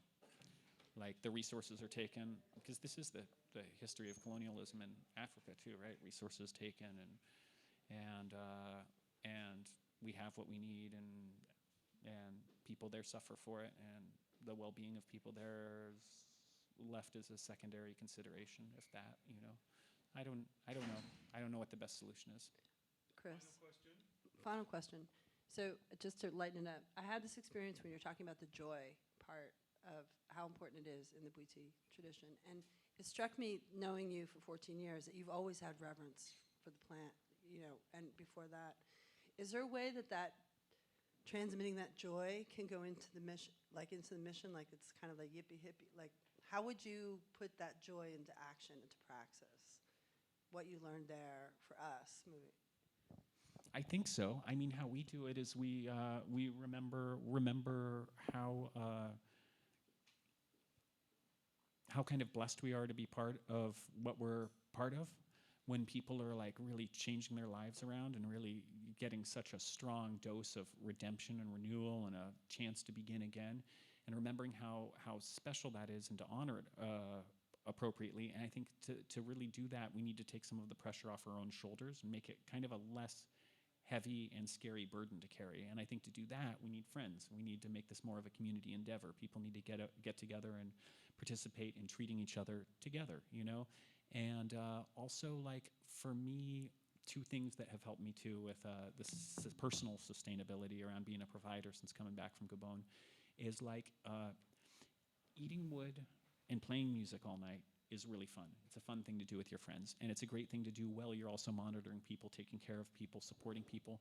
And also, I feel it makes us a little more resilient. I think there's like a lot of like anti-parasitic elements of Iboga, and I think there's a lot of sort of anti-parasitic elements of making music, and I think we become less of a person just sitting in the corner where stuff's being discharged and floating around the room and sticking to us, and we become more of a conduit for dynamics, you know, and almost an extension of the dynamics that are happening with the Ibogaine, and that stuff can come and, I know this sounds strange, but stuff can come and land on us and move right through us because we're shaking shakers and ringing bells and playing the harps and really glad to be there, and so I think there's something about this technology that's about like protecting the providers as well, so that they can be glad to do what they're doing instead of exhausted and weary from it, and can be maybe a little better providers. I was just wondering, how did you get to that particular breeding? I hear him. How did you get to that particular breeding group, and then who was in charge of it? The first village I went to was Abando, and Tatayo was in charge. Mama Lucy and Papa Andre were really major component in my initiation. And after that, I had the good fortune of a friend, Uwe and Suster. Uwe and Suster happened to be in Gabon. Two friends of mine happened to be in Gabon while I was doing initiation. And he had been initiated there, and he had gone back many, many times, and he'd been a doctor there for I don't know how long, but at the Albert Schweitzer Hospital, he'd been a doctor. So he knew all of the villagers and the networks and the communities around there. So after my initiation, he came to my initiation. After my initiation, he started taking me around and introducing me to different people in different villages that I knew, or I mean that he knew, including one guy, Marius, who's a harp player. And if you've listened to Bwiti music, you might not know it, but you've definitely heard his music. He's a beautiful, beautiful musician. And so he started taking us around to different villages, different places, introducing us to his family, and that was really my favorite part. Wasn't receiving my own initiation, but going to other ceremonies and seeing how it was done from the outside and participating, like hanging out all night, shaking shakers and eating wood. And how long ago was it? 3 years. 3 years, I think. 3 years ago. Yeah, 3 or 4, 3. Okay, let's wrap it up now by thanking Chris. Thank you very much, Chris. Thank you. You're welcome, Jeremy. Now I have just some quick announcements. So the restaurant tomorrow, 30 people have registered. If you haven't registered to go to the restaurant, please do with Mafalda tomorrow. She's not here anymore. Restaurant venues change because of the numbers. We're now going to Restaurante Grande Palacio, Hong Kong. Tomorrow at 7:30. We're all going there. Let Mafalda know. Tomorrow lunchtime, we're showing, for the very, very first time, never been seen anywhere before, an Ibogaine film called El Condero.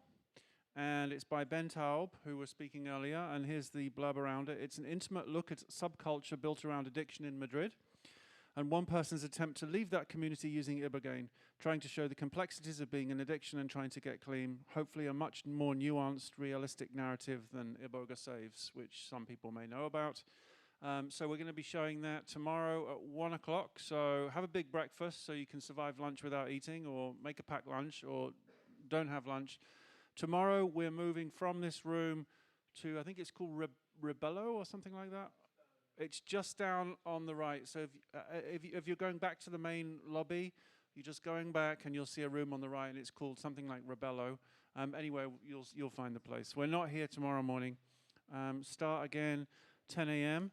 I think some people are going to somewhere this evening, but there hasn't been a finalized, it's quantum fuzziness at the moment.